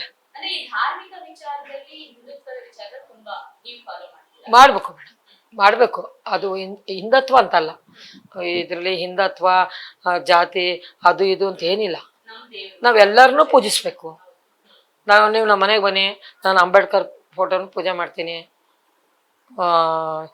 ಚೆನ್ನಮ್ಮನ್ನು ಪೂಜಿಸ್ತೀನಿ, ಬಸವಣ್ಣವ್ರನ್ನು ಎಲ್ಲರನ್ನೂ ಗೌರವಿಸ್ತೀನಿ. ಎಲ್ಲರನ್ನೂ ಯಾಕೆ ಅಂದರೆ ಅವರು ದೇಶಕ್ಕೆ ಕೊಡುಗೆಗಳನ್ನ ಕೊಟ್ಟೋಗಿರೋರು, ನಾವೇನು ಕೊಡ್ತಾ ಇಲ್ಲ. ನಾವು ಕೊಡ್ದೇನೆ ಇಷ್ಟು ಅಹಂಕಾರ ಮಾಡ್ತೀವಿ. ಅವ್ರು ಕೊಡುಗೆ ಕೊಟ್ಟಿರೋದು ಅವ್ರದೊಂದು ಧೂಳಿನ ಕೆಲಸನಾದ್ರೂ ನಾವು ಮಾಡ್ಬೇಕು ಆ ಸಮಾಜಕ್ಕೆ. ಪಾದದ ಧೂಳಾಗಾದ್ರೂ ಒಂದ್ ಕೆಲಸ ಮಾಡ್ಬೇಕು. ಅಲ್ಲಿ ನಾಟಕ ರಂಗಭೂಮಿಲಿ ಹೇಗೆ ಅಂದ್ರೆ ನಾವ್ ಹೇಗಿರ್ತೀವೋ ಹಾಗಿರುತ್ತೆ. ನಮ್ಗೆ ಮಾರ್ಗದರ್ಶನ ನಾಟಕ ಕಂಪ್ನಿಲಿ ಮಾಲೀಕರು ಹೆಂಡತಿ ಕುಮಾರಸ್ವಾಮಿ ಅಂತ ಚಿತ್ರದುರ್ಗ ನಾಟಕ ಕಂಪ್ನಿ ಮಾಲೀಕರು. ಅವರು ಮಿಸ್ಸಸ್ ಸುಧಾಮ್ಮ ಅಂತ ಹೇಳಿ. ನಾನು ಒಂದು 14-15 ವರ್ಷದ ಹುಡುಗಿ, ಆಗ ಇನ್ನ ಯೌವನ ಇದರಲ್ಲಿ. ಅವ್ರ ಕಂಪ್ನಿಲಿ ಪಾರ್ಕ್ ಮಾಡ್ತಿದ್ದೆ. ನಾನೇ ಮೇನ್ ಹೀರೋಯಿನು. ಮುದಕನ ಮದುವೆ ಅಂತ ನಾಟಕ 500-600 ಪ್ರಯೋಗ ಎಲ್ಲ ಕಡೆ, ಕರ್ನಾಟಕ ರಾಜ್ಯಾದ್ಯಂತ ನಾನೇ ಮೇನ್ ಹೀರೋಯಿನು. ಮಗಳಕ್ಕಿಂತ ಹೆಚ್ಚಾಗಿ ಅವ್ರು ಎಲ್ಲಿ ಮಲಗ್ತಾರೋ ಪಕ್ಕದಲ್ಲೇ ಮಲಗಿಸ್ಕೊಂಡು ಜೋಪಾನವಾಗಿ ನನ್ನ ಕಾಪಾಡಿ, ನಾನು ಹಿಂಗೆ ಮದುವೆ ಮಾಡ್ಕೊತೀನಿ ಅಂದಾಗ ಹೋಗುವಾಗ ಕಣ್ಣಲ್ಲಿ ನೀರು ಹಾಕಿ ಅವರು ನನ್ನ ಮನೆ ಲಕ್ಷ್ಮಿ ಹೋಯ್ತಾಳೆ ಇವಳು ಅಂತ ತಾಯಿ ತಂದೆ ಯಾರಿಗೂ ಸಿಗಲ್ಲ ಮೇಡಮ್. ಅಷ್ಟು ನನ್ನನ್ನು ಅಮ್ಮ ಸುಧಾಮಣಿ ಅಂತೇಳಿ ಕುಮಾರಸ್ವಾಮಿ ಅವರ ಧರ್ಮಪತ್ನಿ ನನ್ನನ್ನು ಸಾಕಿದ್ರು. ಇವತ್ತು ನಾನು ಹೋಗ್ತಾ ಇರ್ತೀನಿ, ಅವ್ರನ್ನ ಮಾತಾಡ್ಸ್ಕೊಂಡ್ ಬರ್ತೀನಿ. ಚಿತ್ರದುರ್ಗ ನಾಟಕ ಕಂಪ್ನಿ. ಅದರಿಂದ ನಾನು ಉತ್ತರ ಕರ್ನಾಟಕ ಅಂದರೆ ನನಗೆ ಆ ಸಂಸ್ಕೃತಿ ಇದು ನಂಗೆ ಬಹಳ ಪ್ರೀತಿ. ಅಲ್ಲಿ ಏನೇ ಅಲ್ಲಿ ವಿಭೂತಿ, ಆ ಪೂಜೆ ಪುನಸ್ಕಾರಗಳು, ಅವರು ಬಂದವ್ರಿಗೆ ಒಂದು ತನ್ನ ಹಾಕೋದು, ಅವರು ಪ್ರೀತಿಸೋದು, ಕಲಾವಿದನ್ನ ಗೌರವಿಸೋದು, ಆ ಥರ ಎಲ್ಲೂ ಗುಲ್ಬರ್ಗ ಕಡೆ ಹೋಗಿ, ಬೀದರ್ ಹೋಗಿ, ಬಿಜಾಪುರ, ಯಾವ ಊರಿಗೆ ಹೋಗಿ ಮೇಡಮ್ ನೀವು ಕಲಾವಿದರನ್ನ ಸಾಕ್ತಾ ಇರೋದು. ಇವತ್ತು ಕಲಾವಿದರು ಕರ್ನಾಟಕದಲ್ಲಿ ಒಂದು 20-30 ನಾಟಕ ಕಂಪ್ನಿ ಇದೆ. ಅದಷ್ಟು ಬದುಕ್ತಾ ಇದೆ ಅಂದ್ರೆ ಉತ್ತರ ಕರ್ನಾಟಕದ ಜನತೆಯಿಂದ ಬದುಕ್ತಾರೆ. ಅವಾಗ ನಾಟಕ ಅಂತಂದ್ರೆ ಹೆಚ್ಚು ಹೆಸರಿಟ್ಟಿದ್ದು ಸುಧೀರ್ ಸರ್ ಮತ್ತೆ ಸೊ ನಿಮ್ಗೆ ಅವರ ನಾಟಕದ ಕಂಪನಿಯಲ್ಲಿ ಕೆಲಸ ಮಾಡಿದ್ದ ಅನುಭವ, ಅವ್ರ ಜೊತೆ ಇದ್ದಂತ ಒಡನಾಟದ ಬಗ್ಗೆ ಅವರು ಸುಧೀರ್ ಅಣ್ಣವ್ರ ಕಂಪ್ನಿ ಇತ್ತು. ನಾವು ಸಣ್ಣವರು ಹೋಗ್ತಾ ಬರ್ತಾ ಇದ್ವಿ. ಆಗ ಕಲ್ಪನಾ ಮೇಡಮ್ ಹೀರೋಯಿನು, ಮನೆ ಮಗಳು ಅಂತ ನಾಟಕ. HB ಸರೋಜಕ್ಕ ಅಂತ ಇದ್ರು.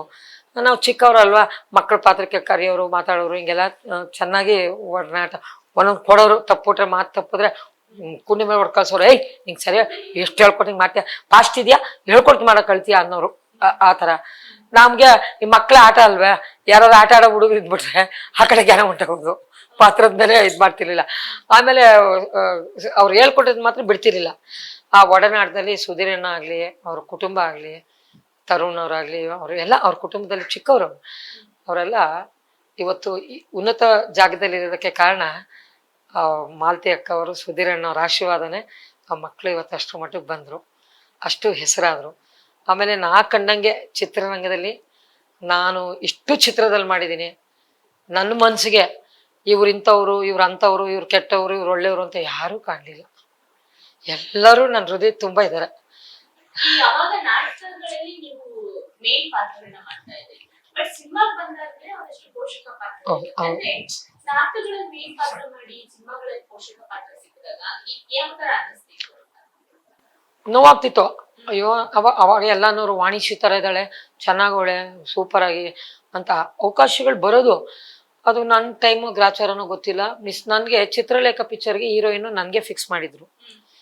ಶ್ರುತಿ ಅವರು ಮಾಡಿ, ಸೋಮಶೇಖರ್ ಸರ್ ನನ್ನ ಕರೆಸಿದ್ರು ಚಿತ್ರಲೇಖ ಚಿತ್ರಕ್ಕೆ ಹೀರೋಯಿನ್ ಪಾತ್ರಕ್ಕೆ ಅಂತ ಮಾತಾಡೋಕ್ಕೆ ಅಂತ ನಾನು ಬರಬೇಕಾಗಿತ್ತು. ನಮ್ಮ ಅಪ್ಪಂದು ಮನೇಲಿ ಗಲಾಟೆ ಆಗ್ಬಿಟ್ಟು ಕಟ್ಟಾಕ್ಬಿಟ್ಟಿದ್ರು, ಬರೋಕ್ಕಾಗಲಿಲ್ಲ. ಆಮೇಲೆ ಕರ್ಕೊಂಬಂದ ಕರ್ಕೊಂಬಂದ. ಅಷ್ಟೊತ್ತಿಗೆ ಇದಾಗ್ಬಿಡ್ತು, ಏನು ಶ್ರುತಿ ಅವ್ರಿಗೆ. ಆಮೇಲೆ ನನಗೆ ಸ್ವಲ್ಪ ಜನ ಎದುರಿಸೋಕೆ ಶುರು ಮಾಡ್ಬಿಟ್ರು. ಏನಂತ, ಚಿತ್ರರಂಗಕ್ಕೆ ಹೋದ್ರೆ ಹಿಂಗೆ ಮಾಡ್ತಾರೆ ಹಂಗೆ ಮಾಡ್ತಾರೆ ಅಂತ ಏನೇನೋ ಎದುರಿಸ್ಬಿಟ್ರು. ಆಮೇಲೆ ನಾವಿದ್ದಂಗೆ ಸಮಾಜ ಇರುತ್ತೆ, ನಾವ್ಯಾಕೆ ಹೆದರ್ಬೇಕು. ಆಮೇಲೆ ಚಿತ್ರರಂಗದಲ್ಲಿ ಯಾರು ನಾವು ಕಂಡಂಗೆ ಯಾರು ನಾವು ಇಷ್ಟು ಚಿತ್ರದಲ್ಲಿ ಅಭಿನಯಿಸಿದ್ರು ಮೇಡಮ್, ನಾನು ಹೃದಯದಿಂದ ಹೇಳ್ತೀನಿ, ಆ ಟೈಮಲ್ಲಿ ರಾಕ್ಲೈನ್ ವೆಂಕಟೇಶ್ ಸಾರು ಪ್ರೊಡ್ಯೂಸರು ರಕ್ತ ಕಣ್ಣೀರಲ್ಲಿ ಮಾಡಿದೆ. ಎಷ್ಟು ಚೆನ್ನಾಗಿ ಕಲಾವಿದ. ನಾನು ಜಗ್ಗೇಶ್ ಅಣ್ಣನ ಜೊತೆ 3 ಪಿಕ್ಚರ್ ಮಾಡಿದೆ. ಜಗ್ಗೇಶ್ ಅಣ್ಣ ಅಂತೂ ಅವ್ರ ಮಿಸಸ್ ಅಂತೂ ಯಾವ ಜನದಲ್ಲಿ ಏನಾಗಿದ್ವೋ ಗೊತ್ತಿಲ್ಲ, ಆ ಮೇಕಪ್ ಪಿಕ್ಚರ್ಲಿ ನಮ್ಮನ್ನ ಅದು ಮೋಲ್ಡ್ ಹಾಕ್ಬಿಟ್ಟಿರ್ತಾರೆ. ಇಷ್ಟಿಷ್ಟು ದಪ್ಪ ಸ್ಪಂಜ್ ಕುಂಡಿ ಹಿಂಗೆ ದಪ್ಪ ಕಾಣಂಗೆ ಜೈಲಲ್ಲಿ ಇಷ್ಟು, ಅದು ಹಿಂಸೆ ಯಾರಿಗೂ ಬೇಡ. ಅಯ್ಯೋ. ಆಮೇಲೆ AC ಇರಬೇಕು ಯಾವಾಗ್ಲೂ. ನನ್ನನ್ನ ಕ್ಯಾರವನ್ಲೇ ಕೂರಿಸ್ತಿದ್ರು. ಒಂಚೂರೇನ ಮಿಸ್ ಆದ್ರೆ ಮಕ್ಕ ಬಿರುಕ್ಬಿಟ್ಬಿಡೋದು. ಅದು 3 ಜನ ಮಾಡ್ಬೇಕು ನಾವು. ಟೆನ್ನಿಸ್ ಕೃಷ್ಣ, ನಾನು, ಜಗ್ಗೇಶ್ ಅಣ್ಣ, ಶಕ್ತಿ ಕಪೂರ್ ಅವರು ಇದ್ರು. ಇಂಥ ಡೈರೆಕ್ಟ್ರು, ಸಂಗೀತಂ ಶ್ರೀನಿವಾಸ್ ಅವರು, ಪುಷ್ಪಕ ವಿಮಾನ ಪಿಕ್ಚರ್ ತೆಗೆದ್ರ ಅಂತ ಡೈರೆಕ್ಟರ್ ಹತ್ರ ನಾವು ಕೆಲಸ ಮಾಡೋದು. ಹೆಂಗೆ ಆ ಅಜ್ಜಿ ಪಾತ್ರ ಮಾಡಿದ್ದು ನೀವು? ಹಿಂದೆ ಎಲ್ಲ ಹೆಂಗ್ makeup ಅಯ್ಯೋ ಮೇಡಮ್, ಎಲ್ಲ? ಅದು ಸ್ಪಂಜಲ್ಲಿ ಹೊಲ್ದು ಬಿಟ್ಟಿರೋರು ಮೇಡಮ್, ಇಷ್ಟಿಷ್ಟಪ್ಪ ನೀರು ಹಂಗೆ ಇಳಿಯೋದು. ಸೆಕೆಗಾಲದಲ್ಲಂತೂ ಇದಕ್ಕೆ ಆಗ್ತಿರ್ಲಿಲ್ಲ. ಆಮೇಲೆ ನಾವು ಊಟ ಫುಡ್ ಲಿಕ್ವಿಡೇ ತಗೋಬೇಕು. ಹಂಗೆ ಅಗಿಯಂಗಿಲ್ಲ. ಹಿಂಗಾಗಿದ್ರೆ ಇವು ಹಿಂಗೆ ಓಪನ್ ಆಗ್ಬಿಡ್ತಿದ್ವು. ಪ್ಯಾಕ್ಟಮ್ ಪ್ಯಾರಿಸ್ ಅಂತಾರೆ ನೋಡಿ, ಹಲ್ಲಿಗೆ ಹಾಕ್ತಾರಲ್ಲ, ಅದನ್ನ ಮೋಲ್ಡ್ ಮಾಡಿ ಮೊಕ್ಕಕ್ಕೆ ಹಾಕೋರು.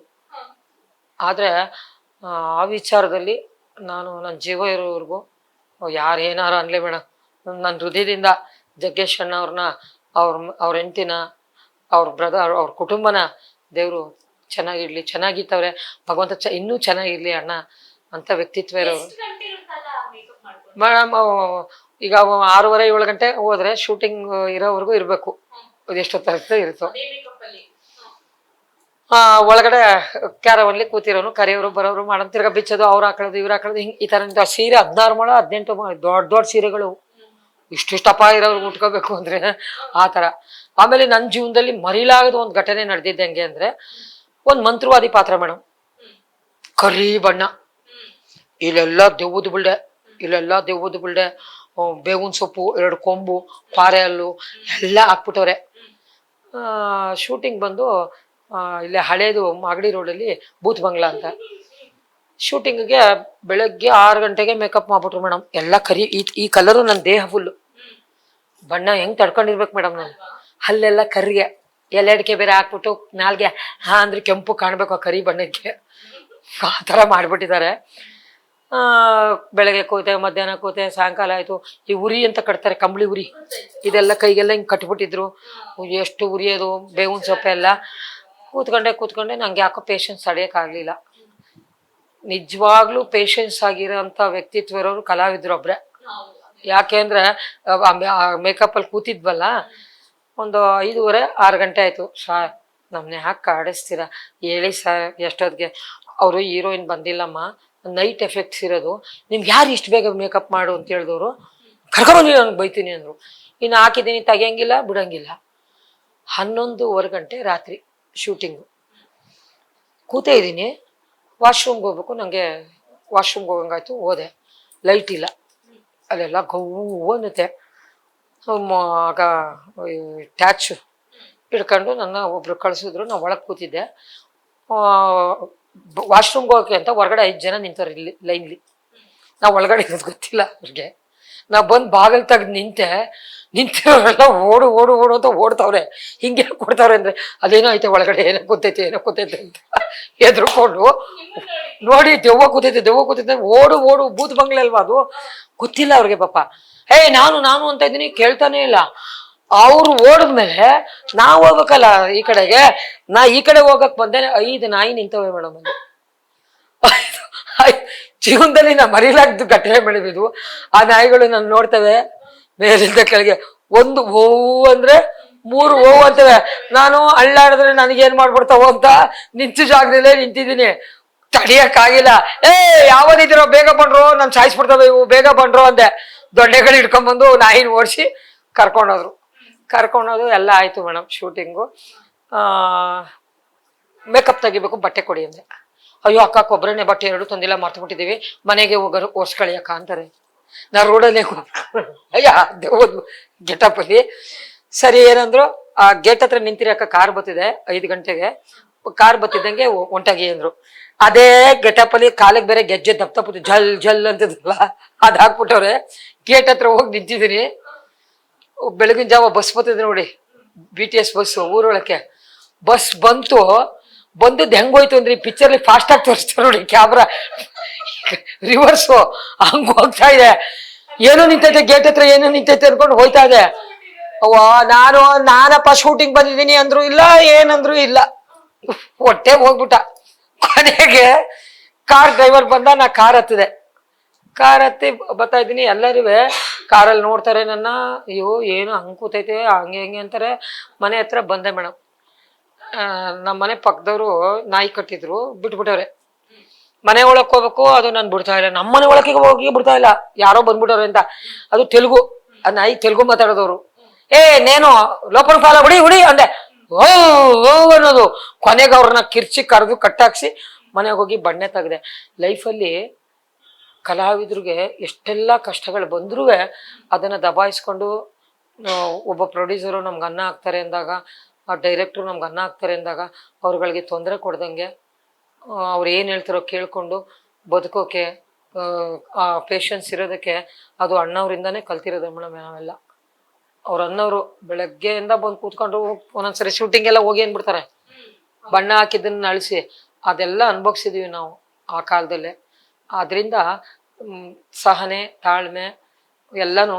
ಈಗ ಮೇರಾ ನಾಮ್ ಜೋಕರ್ ಪಿಕ್ಚರಲ್ಲಿ ಜೋಕರ್ ಪಾತ್ರ ಮಾಡ್ತಾ ಇರ್ತಾರೆ, ನಾವು ನಾಟಕದಲ್ಲಿ ಪಾಠ ಮಾಡ್ತಿರ್ತೀವಿ, ನಮ್ಮ ಕಡೆ ಯಾರೋ ನಿಮ್ಮ ಅಣ್ಣ ಸತ್ರು ಅಂತ ಸುದ್ದಿ ಬರುತ್ತೆ.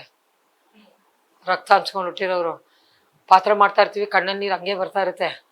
ಜನ ಏನೋ ಅಂತ ಪಾತ್ರ ಮಾಡೋ ಯಾಕೆ ಕಣ್ಣಲ್ಲಿ ನೀರು ಬರ್ತದೆ ಅಂತಾರೆ, ಏನು ಅಂತ ಹೇಳಕ್ಕಾಗಲ್ಲ. ಅವರು ಮೇರಾ ನಮ್ ಜೋಕರಲ್ಲಿ ತಾಯಿ ಸತ್ತಾಗ ಜೋಕರ್ ಪಾತ್ರ ಇನ್ನೊಬ್ರು ಖುಷಿ ಅದೇ ಕಲಾವಿದ್ರ ಲೈಫ್ ಮೇಡಮ್. ಇನ್ನೊಬ್ರು ಖುಷಿ ಕೊಟ್ಕೊಂಡು ತಮ್ಮನ್ನ ತಮ್ಮ ಕನ್ನಡಿಲಿ ಮುಖ ನೋಡೋ ವ್ಯಕ್ತಿತ್ವ ಕಲಾವಿದರಿಗೆ. ನೀವು ಹೆಚ್ಚು ಪೌರಾಣಿಕ ಡೈಲಾಗ್ಗಳನ್ನ ಹೇಳ್ತಾನೆ ಇರ್ತೀರಾ, ಹೇಗೆ ಆ ಪ್ರಾಕ್ಟೀಸ್ ಇವಾಗ್ಲೂ ಕೂಡ ಅಷ್ಟು ನೆನ್ಪಿಟ್ಕೊಂಡಿದ್ದೀರಾ? ಅದೇನೋ ಗೊತ್ತಿಲ್ಲ ಮೇಡಮ್, ನಂಗೊಂದು ಮೆಮೊರಿ ಪವರ್ ಇದೆ. ಆಮೇಲೆ ಕೆಲವ್ರನ್ನ ನಾನು ನೋಡ್ತಿದ್ದಂಗೆನೆ, ಈಗ ವಿಷ್ಣುವರ್ಧನ್ ಆಪ್ತ ಮಿತ್ರದಲ್ಲಿ ಹೇಳ್ತಿರ್ತಾರೆ ನೋಡಿ ಮುಂಚೆನೆ ಇವ್ರು ಹೀಗೆ ಅಂತ, ಅದು ಒಂದೇನೋ ಒಂದು ಪವರ್ ಇದೆ ಮೇಡಮ್. ನನ್ಗೆ ಅಂಥವ್ರು ಇದ್ರೆ ನಂಗೆ ಗೊತ್ತಾಗ್ಬಿಡುತ್ತೆ. ನಾ 10 ಕೋಟಿ ಕೊಟ್ಟರು ಹೋಗಲ್ಲ, ಅವ್ರು ಸ್ನೇಹ ಮಾಡಲ್ಲ. ಅವ್ರು ಒಳ್ಳೆಯವರು ಅಂದರೆ ನಾನೇ ಹುಡಿಕೊಂಡು ಹೋಗ್ತೀನಿ, ಎಷ್ಟೇ ದೂರ ಆಗಲಿ. ನೀವು ನಂಗೆ ಪರಿಚಯ ಆಗಿದ್ದು ಒಂದೇ ಮಾತು, ನನಗೆ ನಿಮ್ಮ ಬಗ್ಗೆ ಯಾವ ಥರ ಕಾನ್ಫಿಡೆನ್ಸ್ ಬಂತು ಅಂದರೆ, ಪೋಷಕ ಕಲಾವಿದ್ರನ್ನ ಗುರ್ತಿಸೋದೇ ಕಷ್ಟ ಮಾಧ್ಯಮದಲ್ಲಿ ಕರೆದು, ಯೂಟ್ಯೂಬ್ ಆಗಲಿ ಯಾವುದೇ ಚಾನಲ್ಗಳಾಗಲಿ. ಅಂಥದ್ರಲ್ಲಿ ನೀವು ಅಮ್ಮ ಬನ್ನಿ ಅಮ್ಮ, ಬೆಳಗ್ಗೆ ನಾನು 10 ಗಂಟೆಗೆ ಬರ್ತೀನಿ ಇದೆ, ನಂದು ಹೊಟ್ಟೆಪಾಡು ಇರುತ್ತಲ್ವೇ, ಅದರಿಂದ ಅಲ್ಲೆಲ್ಲ ಹೊಟ್ಟೋಗ್ಬಿಟ್ಟೆ. ಆಮೇಲೆ ನಾನು ನಿಮ್ಮ ಬಗ್ಗೆ ಅಷ್ಟು ಖುಷಿ ಅನಿಸ್ತು, ಕರೀತಾರಲ್ಲ ನಮ್ಮನ್ನ ಅಭಿಮಾನ ಇಟ್ಟು, ಭಗವಂತ ಇವ್ರ ರೂಪದಲ್ಲಿ ನಮ್ಮನ್ನ ಕರೆಸ್ತಾನಲ್ಲ. ಯಾಕೆಂದ್ರೆ ಎಲ್ಲೆಲ್ಲೋ ಹೋಗ್ತಾ ಇದೆ ಜೀವನಗಳು ಕಲಾವಿದ್ರದ್ದು. ಸರ್ಕಾರದಿಂದ ಸರಿಯಾದ ಸವಲತ್ತುಗಳಿಲ್ಲ ನಮ್ಮಂಥವ್ರಿಗೆ. ಸರ್ಕಾರದಲ್ಲಿ ಕೋಟಿ ಕೋಟಿ ಎಲ್ಲೆಲ್ಲೋ ಲೂಟಿ ಹೊಡಿತಾರೆ. ಎಷ್ಟೋ ಹಿರಿಯ ಕಲಾವಿದರು ಪೋಷಕರಿಗೆ ತಿಂಗಳಿಗೆ 5,000 ಕೂಡ ಕಳ್ತಾರೆ, 2,500 ಕೊಡ್ತಾರೆ ತಿಂಗಳಿಗೆ ಸರ್ಕಾರದಿಂದ. ಬಸ್ ಫ್ರೀ ಬಿಟ್ಟಿದ್ದೀರಾ, ಮಹಿಳೆಯರಿಗೆ 2,500 ಕೊಡ್ತೀರಾ, ಎಲ್ಲ ಮಾಡ್ತೀನಿ ಅಂತೀರಾ. ಕಲಾವಿದರಿಗೆ ನಾವು ನಿಮ್ಮ ಸ್ವತ್ತು, ಸಮಾಜಕ್ಕೆ ಮೆಸೇಜ್ ಕೊಡೋದಕ್ಕೆ ನಮ್ಮನ್ನು ಎಲ್ಲದಕ್ಕೂ ಯೂಸ್ ಮಾಡ್ಕೋತಾರೆ. ಈಗ ಪುನೀತ್ ರಾಜ್ಕುಮಾರ್ ಹಾಲೊಂದಾಗ್ಲಿ, ನಂದಿನಿ, ಎಷ್ಟೊಂದು ಎಲ್ಲ ಪ್ರತಿಯೊಬ್ಬ ಕಲಾವಿದರು ಅಡ್ವರ್ಟೈಸ್ಮೆಂಟ್ಗೆ ಬಂದಿದ್ದಾರೆ. ಪೋಷಕ ಕಲಾವಿದರು ಎಷ್ಟೋ ಜನ ಕಷ್ಟದಲ್ಲೇ ಇದ್ದಾರೆ. ಅಂಥವ್ರನ್ನ ಗುರುತಿಸಿ ಸರ್ಕಾರ ರಾಜ್ಯೋತ್ಸವ ಪ್ರಶಸ್ತಿ ಇರ್ಬೋದು, ಅಮೌಂಟ್ ಕೊಡೋದ್ರಲ್ಲಿ ಸ್ವಲ್ಪ ಜಾಸ್ತಿ ಇರ್ಬೋದು ಮಾಡಿದ್ರೆ ಭಗವಂತ ಅವರು ಸಮಾಜನೂ ಉಳಿಸಂಗಾಗುತ್ತೆ, ಕಲಾವಿದರು ಬದುಕ್ದಂಗಾಗುತ್ತೆ, ಕಲಾವಿದರಿಂದ 4 ಜನಕ್ಕೆ ಮೆಸೇಜ್ಗಳು ಹೋಗ್ತವೆ. ಎಷ್ಟೋ ಕಲಾವಿದರು ಹೌದು ಮೇಡಮ್, ಅದೇನಾಗುತ್ತೆ ಪಾಪ ಇದ್ದಾಗ ಬಂಧು ಬಳಗ, ಸಂಬಂಧಿಕರು, ದಾಯಾದಿಗಳು, ನಂಟರು ಇಷ್ಟು ಎಲ್ಲರಿಗೂ ಮಾಡ್ಬಿಡ್ತಾರೆ. ಇಲ್ದಾಗ ಅವ್ರಿಗೆ ಆಗ ಏಜ್ ಮುಗ್ದೋಗಿರುತ್ತೆ. ಏಜ್ ಇದ್ದಾಗ ನಾವೆಲ್ಲ ದುಡಿದ್ಬಿಟ್ಟು ಎಲ್ಲರಿಗೂ ಮಾಡ್ಬಿಟ್ಟಿರ್ತೀವಿ. ನಮ್ಮ ಏಜ್ ಮುಗ್ದಾಗ ಯಾರು ಇರಲ್ಲ.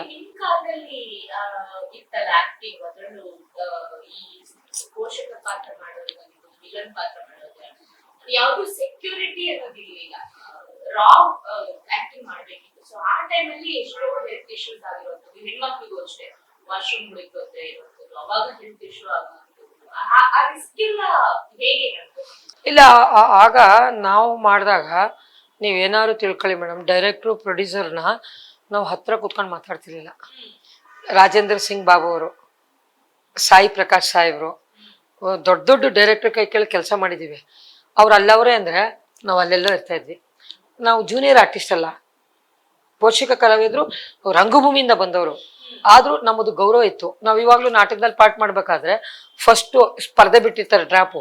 ಆ ಡ್ರಾಪ್ ಮುಂದೆ ನಿಂತ್ಕೊಂಡು ನಮಸ್ಕಾರ ಮಾಡ್ಕೊಂಡು, ಭಗವಂತ ಇವತ್ತು ನಾನು ಪಾತ್ರ ಮಾಡ್ತಾ ಇದ್ದೀನಿ, ಇದರಲ್ಲಿ ಒಳ್ಳೇದು ಕೆಟ್ಟದ್ದು ಯಶಸ್ಸು ಕೀರ್ತಿ ನಿನ್ನ ಪಾದಕ್ಕೆ ಬಿಟ್ಟಿದ್ದೀನಿ ಅಪ್ಪ, ನೀನು ಮೇಲ್ ನೋಡ್ತಾ ಇರ್ತೀಯ ಅಂತೇಳಿ ಹೋಗ್ತೀವಿ.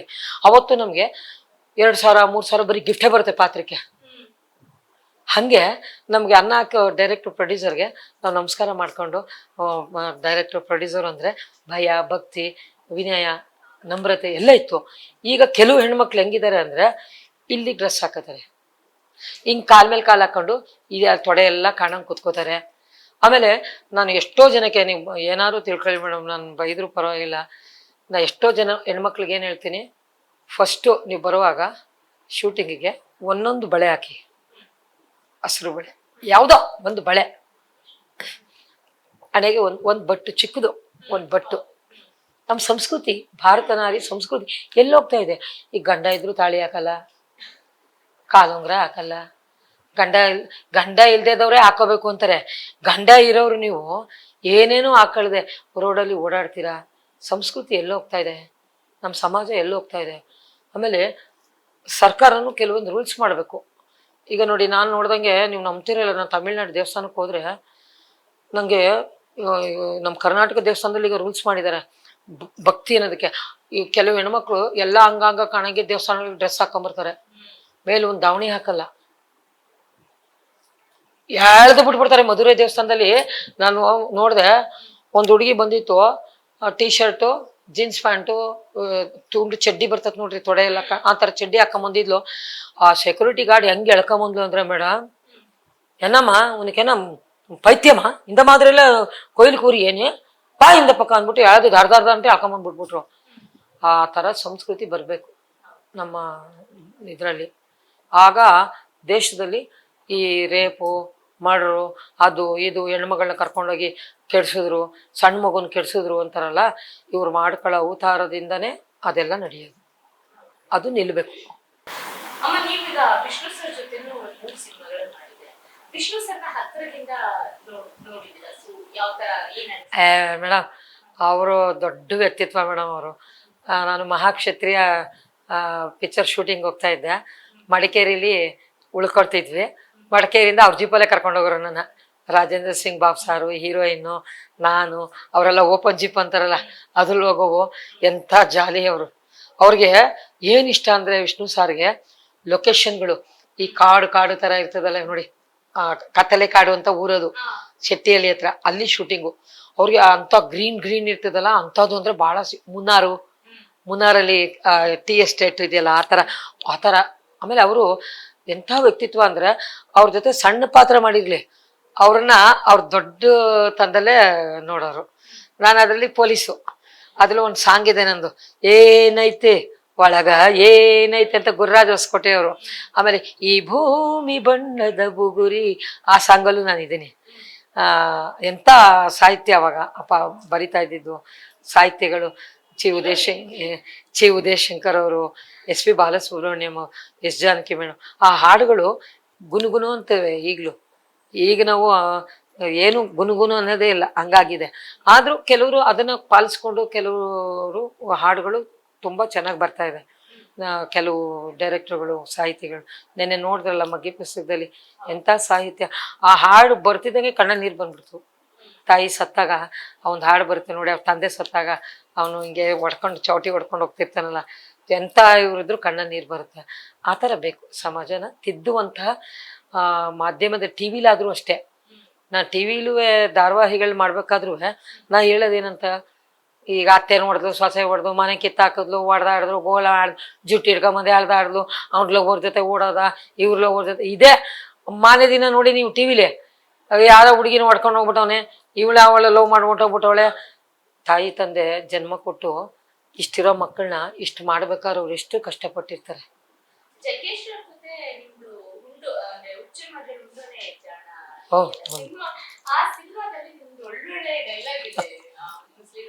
ಹೌದು, ಬೋರ್ಗೆ ಹೊಡೆದು ನೀರ್ಗೆ ಬಿಡ್ಬೇಕು ಅಂತ ಹೇಳಿ ಅವ್ರಿಗೆ. ಅದೆಲ್ಲಕ್ಕಿಂತ ಮೇಡಮ್,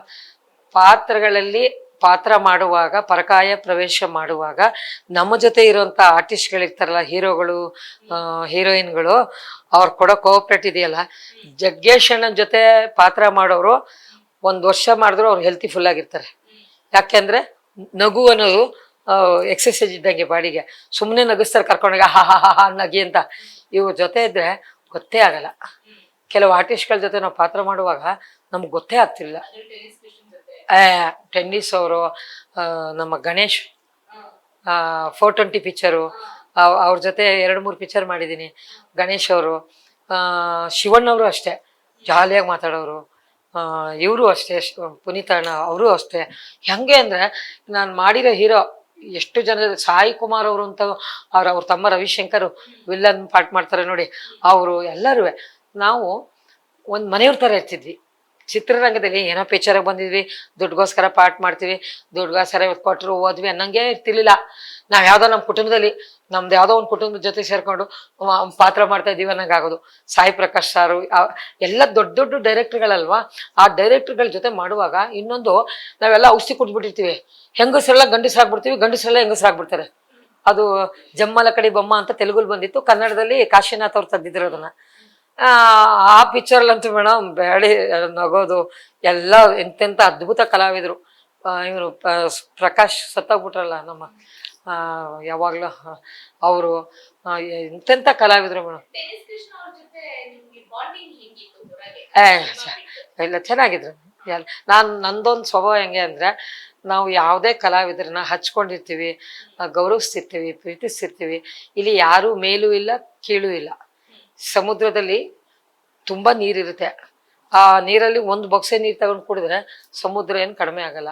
ಹಾಗೆ ಕಲಾವಿದರ ಜೀವನದಲ್ಲಿ ಒಂದು ಬೊಕ್ಸೆ ನೀರು ತಗೊಂಡು ಕುಡಿದ್ರು ಕಡಿಮೆ ಆಗಲ್ಲ, ಅದು ಸಮುದ್ರನೇ. ನಾವೆಲ್ಲ ಒಡನಾಟಗಳು ತುಂಬಾ ಚೆನ್ನಾಗಿದೆ. ಗೋಪಿ ಕಾಮಿಡಿ ಆರ್ಟಿಸ್ಟ್ ಗೋಪಿ ಜೊತೆ ಒಂದು ಮಳೆಯಲ್ಲಿ ಪಾತ್ರ ಮಾಡಿದ್ದೆ, ಅದು ತುಂಬಾ ಚೆನ್ನಾಗಿತ್ತು. ಕ್ಯಾರೆಕ್ಟರ್ಗಳು ನಂಗೆ ಹುಡುಕಿ ಕೊಡೋರು ಡೈರೆಕ್ಟರ್ಗಳು. ಹೈಟ್ ಇದೀನಲ್ಲ ಪರ್ಸನ್, ಸೆಲೆಕ್ಟ್ ಮಾಡ್ಬೇಕು ಅಂದ್ರೆ ಅದ್ರಲ್ಲಿ ಒಂದು ಸಿನಿಮಾದಲ್ಲಿ ಡಿಫ್ರೆಂಟ್ ಕ್ಯಾರೆಕ್ಟರ್. ಯಾಕಂದ್ರೆ ಪೋಷಕ ಪಾತ್ರಗಳಲ್ಲಿ ಹೆಂಗೆ ಅಂದ್ರೆ ಒಬ್ಬೊಬ್ಬರಿಗೆ ಸಿಕ್ಕಿದ ಪಾತ್ರಗಳೇ ಕಂಟಿನ್ಯೂಸ್. ಹೌದೌದು. ಇಲ್ಲ, ನನಗೆ ಫಸ್ಟ್ ಒಂದೆರಡು ಸರಿ ಬರೀ ಇನ್ಸ್ಪೆಕ್ಟರ್ ಪಾತ್ರಗಳೇ ಬಂದಿತ್ತು, 2-3 ಸರಿ. ಆಮೇಲೆ ನನ್ನ ಟ್ಯಾಲೆಂಟ್ ನೋಡಿ ಒಳ್ಳೊಳ್ಳೆ ಅವಕಾಶಗಳು, ಅತ್ತೆ ಪಾತ್ರ, ಗಯ್ಯಾಳಿ ಪಾತ್ರಗಳು, ಒಂಥರ ವ್ಯಾಂಪ್ ಕ್ಯಾರೆಕ್ಟ್ರು. ನಿಘಾತ್ ಅಂತ ಒಂದು ಪಿಕ್ಚರ್ ಮಾಡಿದೆ. ವ್ಯಾಂಪು ಅಂದ್ರೆ ವಿಚಿತ್ರ ಮೇಕಪ್, ಅದು ಮಖಕ್ಕೆಲ್ಲ ಒಂಥರ ಅಂಟಿಸಿ. ಇವರು ದೇವರಾಜ್ ಸರ್ ಹೀರೋ. ಆಮೇಲೆ ಗುಲಾಮ ಅಂತ ಪಿಕ್ಚರು. ಆಮೇಲೆ ಎಸ್ ನಾರಾಯಣ್ ಸರ್ದೇ ಒಂದು 3-4 ಪಿಕ್ಚರ್ ಮಾಡಿದೆ. ಆಗ ಎಸ್ ನಾರಾಯಣ್ ಸಾರೇ ಡೈರೆಕ್ಷನಲ್ಲಿ. ಆವಾಗ ಅದು ಅಷ್ಟೇ, ಎಸ್ ನಾರಾಯಣ್ ಸಾರು ಅಷ್ಟೇ.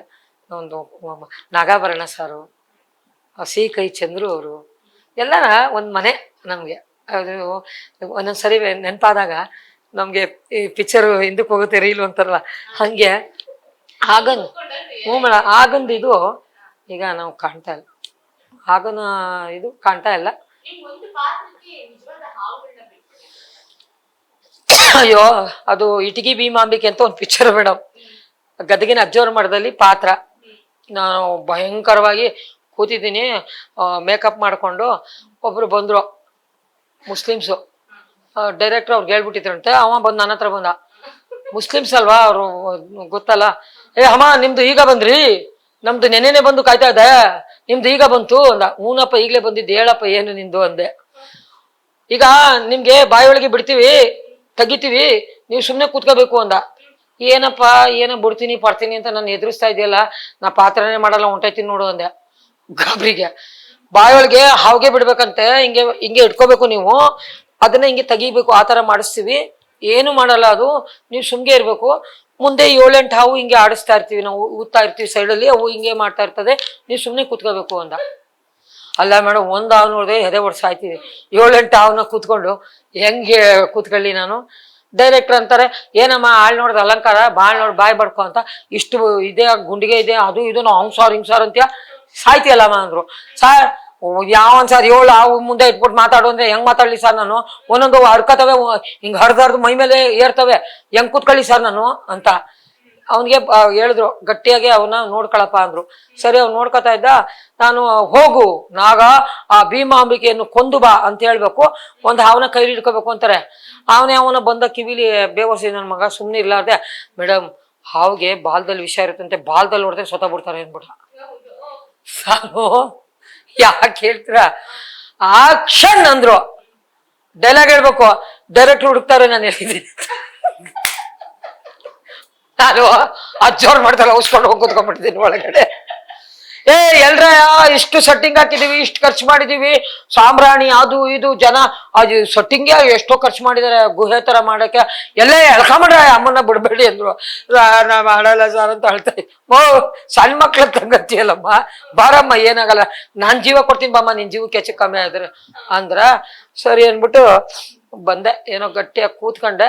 ಅವ್ರು ಏನ್ ಮಾಡಿದ್ರು ಕೊನೆಗೆ ಅವಮ್ಮ ಅದ್ ಮಾಡಕ್ಕೆ ಅವ್ರಿಗೆ ಫೇಸಲ್ಲಿ ಆ ಭಾವನೆ ಬರ್ತಾ ಇಲ್ಲ, ಗಾಬರಿಗೆ ಗ್ರಾಫಿಕಲ್ ಮಾಡ್ಬಿಡಿ, ಸುಮ್ಮನೆ ಅವನ ಬಾಯಿಂದ ಹಿಂಗೆ ಬರಂಗೆ ಗ್ರಾಫಿಕ್ ಅಂತಾಳೆ ಆ ಥರ ಮಾಡಿ ಅಂದ್ಬಿಟ್ಟು ಅದನ್ನ ಮಾಡಿಸಿದ್ರು. ಅದೊಂದು ಪಿಕ್ಚರು. ಇನ್ನೊಂದು ಫಿಲಮಲ್ಲಿ ಆನೆ ಆನೆ ಹತ್ರ ಹೋಗ್ಬೇಕು ನಾನು. ಆನೆ ಓಡಿಸ್ಕೊಂಬರೋದು, ಸೊಂಡ್ಲಲ್ಲಿ ಅದನ್ನ ನಾನು ಮುಟ್ಬೇಕು, ಸುಮ್ಮನೆ ಮುಟ್ಟಿ ಮಾಡ್ತಾರೆ ಅಂದ್ರು. ಅಯ್ಯ ಮದ ಬಂದ್ಬಿಡ್ತಾವ ಒಂದೊಂದು ಆನೆಗೆ, ಏನ್ ಮಾಡ್ತಾರೆ ಹೇಳಕ್ಕಾಗಲ್ಲಮ್ಮ, ಹಂಗೆ ಹಿಂಗೆ ಅನ್ಬಿಟ್ರು. ನಾನು ಹೋಗ್ತೀನಿ, ಹತ್ರಕ್ಕೆ ಹೋಗ್ತೀನಿ, ಗುಡುಗುಡು. ಅವಾಗ ಆ ಆನೆ ದೂರದಲ್ಲಿರುತ್ತೆ, ಅಲ್ಲಿ ಮೇಲ್ ಕೂತ್ಕೊಂಡು ವಿಲ್ಲನ್ನು ಹೊಡಿತಾನೆ ಗನ್ನು. ಆ ಗನ್ ನೋಡಿದಾಗ ನಮ್ಗೆ ಇಲ್ಲಿ ಬ್ಲಡ್ ಎಲ್ಲ ವೈರಲ್ ಕಲೆಕ್ಷನ್ ಕೊಟ್ಬಿಟ್ಟು ಅಲ್ಲಿ ವೈರಲ್ಲಿ ಬಟನ್ ಹಿಂಗ್ ಅಮ್ತಾರೆ. ಆ ಬಟನ್ ನಮ್ಕದಾಗ ಅದು ಬ್ಲಾಸ್ಟ್ ಆಗುತ್ತೆ. ಅದ್ ಬ್ಲಾಸ್ಟ್ ಆದಾಗ ನಾವು ಆಕ್ಷನ್ ಮಾಡ್ಬೇಕು ಸತ್ತಂಗೆ ಅಂತ ಬೀಳೋ ತರ ಇತ್ತು. ನಾನು ಅಲ್ಲಿ ಬ್ಲಾಸ್ಟೇ ಆಗಿಲ್ಲ, 3 ಸರಿ ಆಕ್ಷನ್ ಹೇಳಿದ್ರು 3 ಸರಿ ಬ್ಲಾಸ್ಟ್ ಆಗ್ದೇನೆ ಸತ್ತಂಗೆ ಆಕ್ಟಿಂಗ್ ಮಾಡ್ತಾ ಇದ್ದೆ. ಇನ್ನು ನೀವು ಗುಂಡೆ ಹೊಡೆದಿಲ್ಲ, ಆಗ್ಲೇ ಸಾಯ್ತೀಯಲ್ಲಮ್ಮ ನೀನು, ಎಷ್ಟು ಹೆದರಿಕೆ ಇದೆಯಮ್ಮ ನಿನ್ಗೆ. ಸರ್ ಅದು ಕರೆಂಟ್ ಬರ್ತದೆ ಅಂದ್ರು, ಇಲ್ಲಿಗೆ ವೈಬ್ರೇಟ್ ಆಗುತ್ತೆ, ಕರೆಂಟ್ ಬರ್ತದೆ ಅಂತಾರೆ. ನನಗೆ ಭಯ. ಒಂದೊಂದ್ಸರಿ ಎಷ್ಟೋ ಜನಕ್ಕೆ ಮಿಸ್ ಆಗ್ಬಿಟ್ಟಿದೆ ಮೇಡಮ್ ಫೈಟಲ್ಲಿ. ಎಷ್ಟೋ ಜನ ನೋಡಿ ಪಾಪ ಎಂತ ಅದ್ಭುತ ಕಲಾವಿದರು, ಹೆಲಿಕಾಪ್ಟರಲ್ಲಿ ಮೇಲಿಂದ ಬಿದ್ದು ಗ್ರಾಚಾರಗಳು ಟೈಮು ಹೇಳಕ್ಕಾಗಲ್ಲ. ಪಾತ್ರಗಳಲ್ಲಿ ನಾವು ಹುರುಪಲ್ಲಿ ಹೋಗಿ ಮಾಡಕ್ ಹೋಗಿರ್ತೀವಿ, ಏನಾರ ಆಗ್ಬಿಟ್ರೆ ಯಾರು ನೋಡ್ತಾರೆ? ಕೈಕಾಲು ಇದ್ದಾಗಲೇ ಯಾರು ನೋಡಲ್ಲ, ಕೈಕಾಲು ಮುರಿದಾಗ ಕೂತ್ಕೊಂಡ್ರೆ ಯಾರು ನೋಡ್ತಾರೆ ಭಯ ಬಂದ್ಬಿಟ್ಟಿತ್ತು. ಆಮೇಲೆ ಧೈರ್ಯ ಆಮೇಲೆ ಅವರೆಲ್ಲ ಹಾಕೊಂಡು ತೋರಿಸಿ ನಮ್ಗೆ ಧೈರ್ಯ ಕೊಟ್ಟು ಮಾಡಿಸೋರು. ಆಮೇಲೆ ಧೈರ್ಯ ಕೊಟ್ಟು ಮಾಡಿದೆ. ಅದು ಒಳ್ಳೆ ಹೆಸರು ಬಂತು ಆ ಚಿತ್ರಕ್ಕೆ. ಇಟಿಗೆ ಭೀಮಾಂಬಿಕೆ, ಈ ಮಂತ್ರವಾದಿ ಪಾತ್ರದ್ದು ಎಲ್ಲ ಏನ್ ಮಾಡಿದೀರ ಮೇಡಮ್ ನೀವು ಗೊತ್ತೇ ಆಗಲ್ಲ. ಆ ಪರ್ಸ್ನಾಲಿಟಿ ಅವಾಗ ಅಷ್ಟು ದಪ್ಪ ಇದ್ದೆ. ಮನೆಯವ್ರು ತೀರ್ಕೊಂಡ್ಮೇಲೆ ಸ್ವಲ್ಪ ಮಾನಸಿಕ ಆಗ್ಬಿಟ್ಟು ಸಣ್ಣ ಆದೆ. ಆದ್ರೂ ಹೆಲ್ತಿ ಫುಲ್ ಆಗಿದ್ದೀನಿ, ಯಾರಿಗೂ ತೊಂದರೆ ಕೊಡಲ್ಲ, ಒಬ್ಬರಿಗೆ ತಲೆ ಕೆರೆಯಲ್ಲ, ಒಬ್ಬರಿಗೆ ಸಲ ಮಾಡಿಯಲ್ಲ. ಕಷ್ಟ ಅಂದ್ರೆ ಫ್ರೆಂಡ್ಗಳ ಹತ್ರ ನಂಗೆ ತೊಂದರೆ ಇದೆ, ನಂಗೆ ಸಹಾಯ ಮಾಡಿ ಅಂತ ಕೇಳ್ಕೊತೀನಿ, ಸಹಾಯ ಮಾಡ್ತಾರೆ. ಹೆಂಗೋ ಜೀವನ ನಡ್ಸ್ಕೊಂಡು ಹೋಗ್ತಾ ಇದ್ದೀನಿ. ಯಾವುದೇ ಹೆಣ್ಣಾಗ್ಲಿ ಜೊತೆ ಜೀವನ ಸಂಗಾತಿ ಇಲ್ಲದೆ ಬದುಕೋದು ಭಾಳ ಕಷ್ಟ. ಅದನ್ನ ನಮ್ಮನ್ನ ಅರ್ಥ ಮಾಡ್ಕೊಂಡು ನಮ್ಗೆ ಲೈಫ್ ಕೊಟ್ಕೊಂಡು ಹೋಗ್ತಾರಲ್ಲ, ಅವ್ರನ್ನ ಹೊಂದ್ಕೊಂಡು ಅವ್ರನ್ನ ಕಾಪಾಡ್ಕೊಂಡು ಹೋಗೋದು ಇದೆಲ್ಲ ಅದು ಇನ್ನೂ ದೊಡ್ಡ ವ್ಯಕ್ತಿತ್ವ, ಕಾಪಾಡ್ಕೊಂಡು ಹೋಗೋದು. ಈಗ ನೀವು ರೈತ ಮಹಿಳೆ ಕೂಡ ಆಗಿದ್ದೀರಾ, ರೈತರು ಹೋರಾಟಕ್ಕೆಲ್ಲ ನಿಲ್ತಾ ಇದ್ದೀರಾ. ಈ ನಟನೆ ರೈತರು ಹೋರಾಟದ ಕಡೆ ಯಾಕೆ? ನಮ್ಮ ತಂದೆ, ನಾವು ರೈತರ ಮಗಳು. ನಮ್ಮ ತಂದೆ 5 ಸೆಟ್ ಗಾಣ ಇಟ್ಟಿದ್ರು ಚಾಮರಾಜನಗರದಲ್ಲಿ. ಫಸ್ಟು 5 ಸೆಟ್ ಗಾಣ ತಂದವರೇ ನಮ್ಮ ತಂದೆ. ಬುಲೆಟ್ ಚೆಡ್ಡಿನಿಂಗ್ ಸೆಟ್ರು ಅಂತ ಹೆಸರು. ಎಲ್ಲೇ ಯಾರನ್ನೇ ಕೇಳಿ ಈಗಲೂ ಚಾಮರಾಜನಗರದಲ್ಲಿ ನಮ್ಮ ತಂದೆ ಆ ಥರ ಹೆಸರು ಮಾಡಿದ್ರು. ಆವಾಗ ಕಬ್ಬು ಬೆಳೆಯವು, ಆ ಕಬ್ಬಿಂದ ಬೆಲ್ಲ ಹೆಂಗೆ ಮಾಡಬೇಕು, ಕಾಕಂಬಿ ಹೆಂಗೆ, ಸಾವಯವ ಕೃಷಿ ಹೇಗೆ ಮಾಡೋದು. ಅವಾಗ ನಂಜುಂಡಸ್ವಾಮಿ, ಚುಕ್ಕಿ ನಂಜುಂಡಸ್ವಾಮಿ ಅವರು ನಾನು ಅವಾಗ ಒಂದು 11-12 ವರ್ಷದವಳು.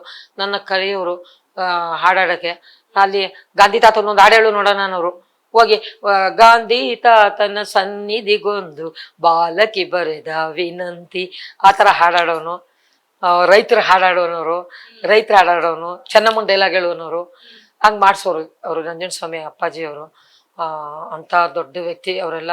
ರೈತ ಸಂಘಟನೆಯಲ್ಲಿ ಹೋರಾಟ ಮಾಡಿದಂಥ ವ್ಯಕ್ತಿತ್ವ ಇದ್ದವರು. ಪುಟ್ಟಣ್ಣಯ್ಯನವರು, ನಮ್ಮ ಕುರುಬು ಶಾಂತಮೂರ್ತಿಯವರು, ಎಷ್ಟೋ ಜನ ರೈತ. ಈಗ 108 ರೈತ ಬಣಗಳಿದೆ, 108 ರೈತ ಸಂಘಗಳಿದೆ. ಕೆಲವು ಸಂಘಗಳಲ್ಲಿ ನನ್ನ ಪ್ರಧಾನ ಪೋಷಕರನ್ನ ಮಾಡ್ಕೊಂಡಿದ್ದಾರೆ. ನಾನೇ ಒಂದು ರೈತ ಸಂಘ ಹುಟ್ಟಾಕಿದ್ದೆ, ನವ ಕರ್ನಾಟಕ ಪ್ರದೇಶ ರಾಜ್ಯ ರೈತ ಸಂಘ ಅಂತ. ಆಮೇಲೆ ನಾನು ಡೆಲ್ಲಿಗೆ ಹೋಗಿ ಟಿಕಾಯಿತು, UP ಬಾರ್ಡ್ರಲ್ಲಿ ಸ್ಟ್ರೈಕು ಕೂತಿದ್ರು ನೋಡಿ ರೈತರೆಲ್ಲ. ನನಗೆ ಮಾತಾಡಕ್ ಬರಲ್ಲ ಹಿಂದಿ ಸರಿಯಾಗಿ, ಆದ್ರೂ ಗಟ್ಟಿ ಬಂಡಿ ಅಂತಾರಲ್ಲ ಹೆಣ್ಮಗಳು, ಅಂತ ಬಂಡಿ ಹೆಣ್ಮಗಳು ನಾನು. ಹೋದೆ, ಟಿಕಾಯತ್ ಸಾಹೇಬ್ರಲ್ಲಿ ಕೂತಿದ್ರು, ಮೇನು ಅವರು ಕಿಸಾನ್ ಸಂಘಕ್ಕೆ ಪ್ರೆಸಿಡೆಂಟ್ ಅವರು. ಹೋದೆ, ಮಾತಾಡ್ಸ್ದೆ. ಹೋಗಿ ಅಲ್ಲಿ ಹಿಂದಿಲಿ ಹೇಳಿದ್ರು ಒಂದು ಮಾತಾಡಿ ಅಂತ. ನಾನು ಅಲ್ಲಿ ಹೋದೆ. भाइयों और बहनों, सब लोग सुनो, हम कर्नाटक से आया, हम किसान संघ का महिला प्रेसिडेंट है. इधर गरीब लोग, किसान का गरीब लोग ಎಷ್ಟೋ ಜನ ಕಷ್ಟ ಪಡ್ತಾನೆ ಇದ್ದಾರೆ. ಸರ್ಕಾರಗಳಲ್ಲಿ ಸರಿಯಾದ ಸವಲತ್ತುಗಳು ಸಿಗ್ತಾ ಇಲ್ಲ. ನಮ್ಮ ರೈತರ ಮಕ್ಕಳು ಎಜುಕೇಶನ್ಗೆ ಇರ್ಬೋದು, ರೈತರಿಗಾಗಿರ್ಬೋದು ಬೆಲೆಗಳು ಸರಿಯಾಗಿ ಸಿಗಬೇಕು. ಆಮೇಲೆ ರೈತರು ಜಮೀನುಗಳನ್ನ ಕಬಳಿಸ್ತಾರೆ ಕೆಲವರೆಲ್ಲ, ಅದೆಲ್ಲ ನಿಲ್ಲಬೇಕು ಅನ್ನೋ ಥರದಲ್ಲಿ ಹೋರಾಟ ಮಾಡಿಕೊಂಡು ಅವ್ರನ್ನೆಲ್ಲ ನೋಡಿ ನನಗೆ ಪ್ರೇರಣೆ ಆಯಿತು. ನಂಜುಂಡಸ್ವಾಮಿ ಸಾರ್ನ, ಪುಟ್ಟಣ್ಣಯ್ಯನವ್ರನ್ನ, ಕುರುಬು ಶಾಂತ್, ಪ್ರತಿಯೊಬ್ಬರು ಅವ್ರ ಸಂಘಟನೆಗಳಲ್ಲಿ ಹೇಗಿತ್ತು ಆಗ ಅಂದರೆ, ಸಂಘಟನೆ ಅಂದರೆ ಅದು ಸಂಘಟನೆ. ಒಂದ್ಸರಿ ಒಂದು ರೈತ ಹೆಣ್ಮಗಳನ್ನ ಎಲ್ಲಿ ಮಲಗಿದೆ ಅಂತ ಯಾರೋ ಒಬ್ರು ಕೇಳಿದಾಗ ಹೋರಾಟ ಮಾಡಿದೆ.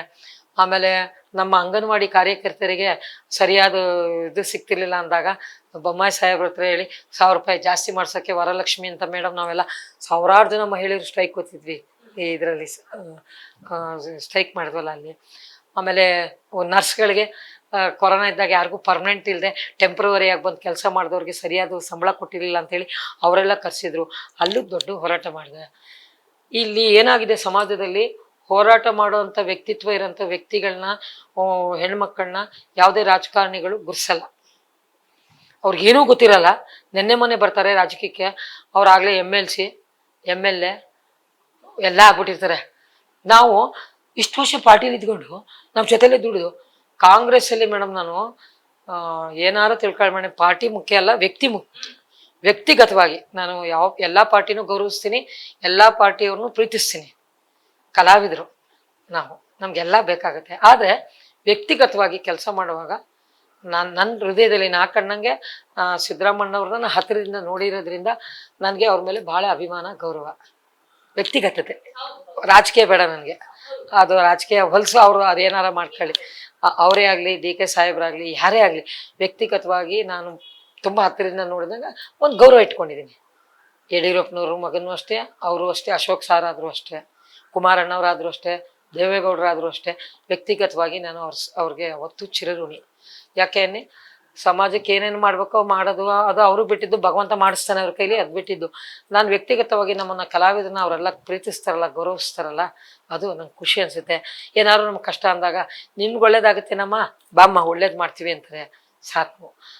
ಅಷ್ಟಿದ್ದಾಗ ಒಬ್ಬ ಧೈರ್ಯ ಹೇಳಕ್ಕೆ, ಒಬ್ಬ ಮನೆಗೆ ಒಬ್ಬ ಮೇಟಿ ಇರ್ತಾರಲ್ಲ, ದೇಶಕ್ಕೊಬ್ಬ ಮೇಟಿ ಅಂತಾರಲ್ಲ, ಹಾಗೆ ನಾನು ಮೋದಿಯವ್ರನ್ನೂ ಪ್ರೀತಿಸ್ತೀನಿ.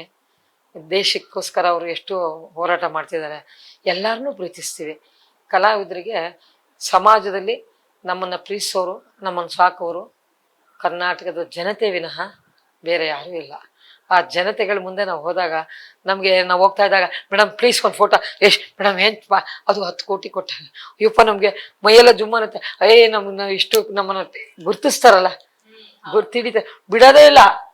ಎಲ್ಲಿ ಹೋಗ್ಲಿರೋ, ಇಳಿರಿ ಮೇಡಮ್ ಕೆಳಕ್ಕೆ, ಒಂದು ಫೋಟೋ ತಗಿಸ್ಕೋಬೇಕು, ನಾನು ನಿಮ್ಮ ಅಭಿಮಾನಿ ಮೇಡಮ್, ನಿಮ್ಮ ಫ್ಯಾನ್ ಮೇಡಮ್ ಅಂತಾರಲ್ಲ, ಅದೇ ಮೇಡಮ್ ನನ್ನ ಲೈಫು ಇವತ್ತು ಖುಷಿಯಾಗಿರೋದು. ಆದರೆ ಜೀವನದಲ್ಲಿ ನಮ್ಮ ಸಹಪಾಠಿಗಳೊಂದಿಗೆ, ನಮ್ಮ ಸಂಬಂಧದವರೆಗೆ ಎಲ್ಲ ಕಡೆನೂ ನಾವು ಹೊಡೆದಾಡಿರ್ತೀವಿ.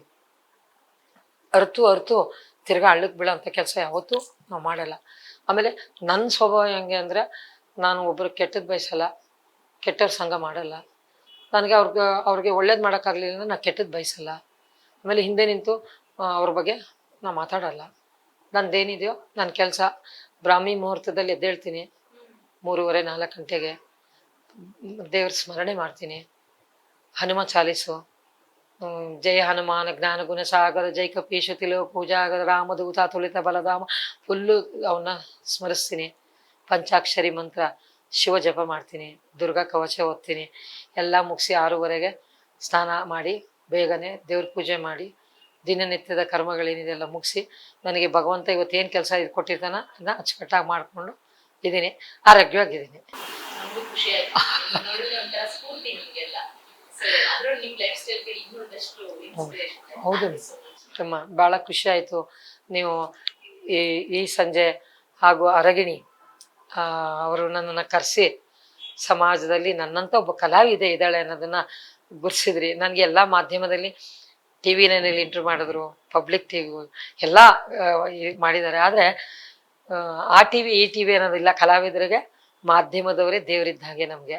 ಯಾಕೆಂದರೆ ನಾವು ಎಲ್ಲೋ ಯಾವುದೋ ಮೂಲೆಯಲ್ಲಿ ಕೂತಿರ್ತೀವಿ, ಜನ ಚಿತ್ರರಂಗದಲ್ಲಿ ಮಾತ್ರ ನಮ್ಮ ಜೀವನ ನೋಡಿರ್ತಾರೆ, ನಮ್ಮ ಜೀವನದ ಪರಿಚಯ ಮಾಡೋರೆ ಮಾಧ್ಯಮದವರು. ನಮ್ಮ ಪರಿಚಯ ಮಾಡಿಕೊಟ್ಟು ನಮ್ಮ ಬಗ್ಗೆ ಸಮಾಜಕ್ಕೆ ಗೊತ್ತಾಗಲಿ ಅನ್ನೋದನ್ನು ತಿಳಿಸಿದ್ದಕ್ಕೆ ನನ್ನ ಜೀವ ಇರೋವರೆಗೂ ಈ ಸಂಜೆ ಚಾನಲ್ಲು, ಅರಗಿಣಿ ಚಾನಲ್ಲು ಎಲ್ಲ ರಾಜ್ಯಾದ್ಯಂತ ಈಗ ನೀವು ಹೆಸರಿದೆ. ಈ ಜಾಗಕ್ಕೆ ನಾನು ಬಂದಿರೋದು ನನ್ನ ತಾಯಿ ಮಾಡಿದ ಪುಣ್ಯ, ನನ್ನ ತಂದೆ ತಾಯಿ ಆಶೀರ್ವಾದ, ನಮ್ಮ ಯಜಮಾನ್ರ ಆಶೀರ್ವಾದ, ನಾನು ಇಲ್ಲಿಗೆ ಬಂದಿದ್ದೀನಿ.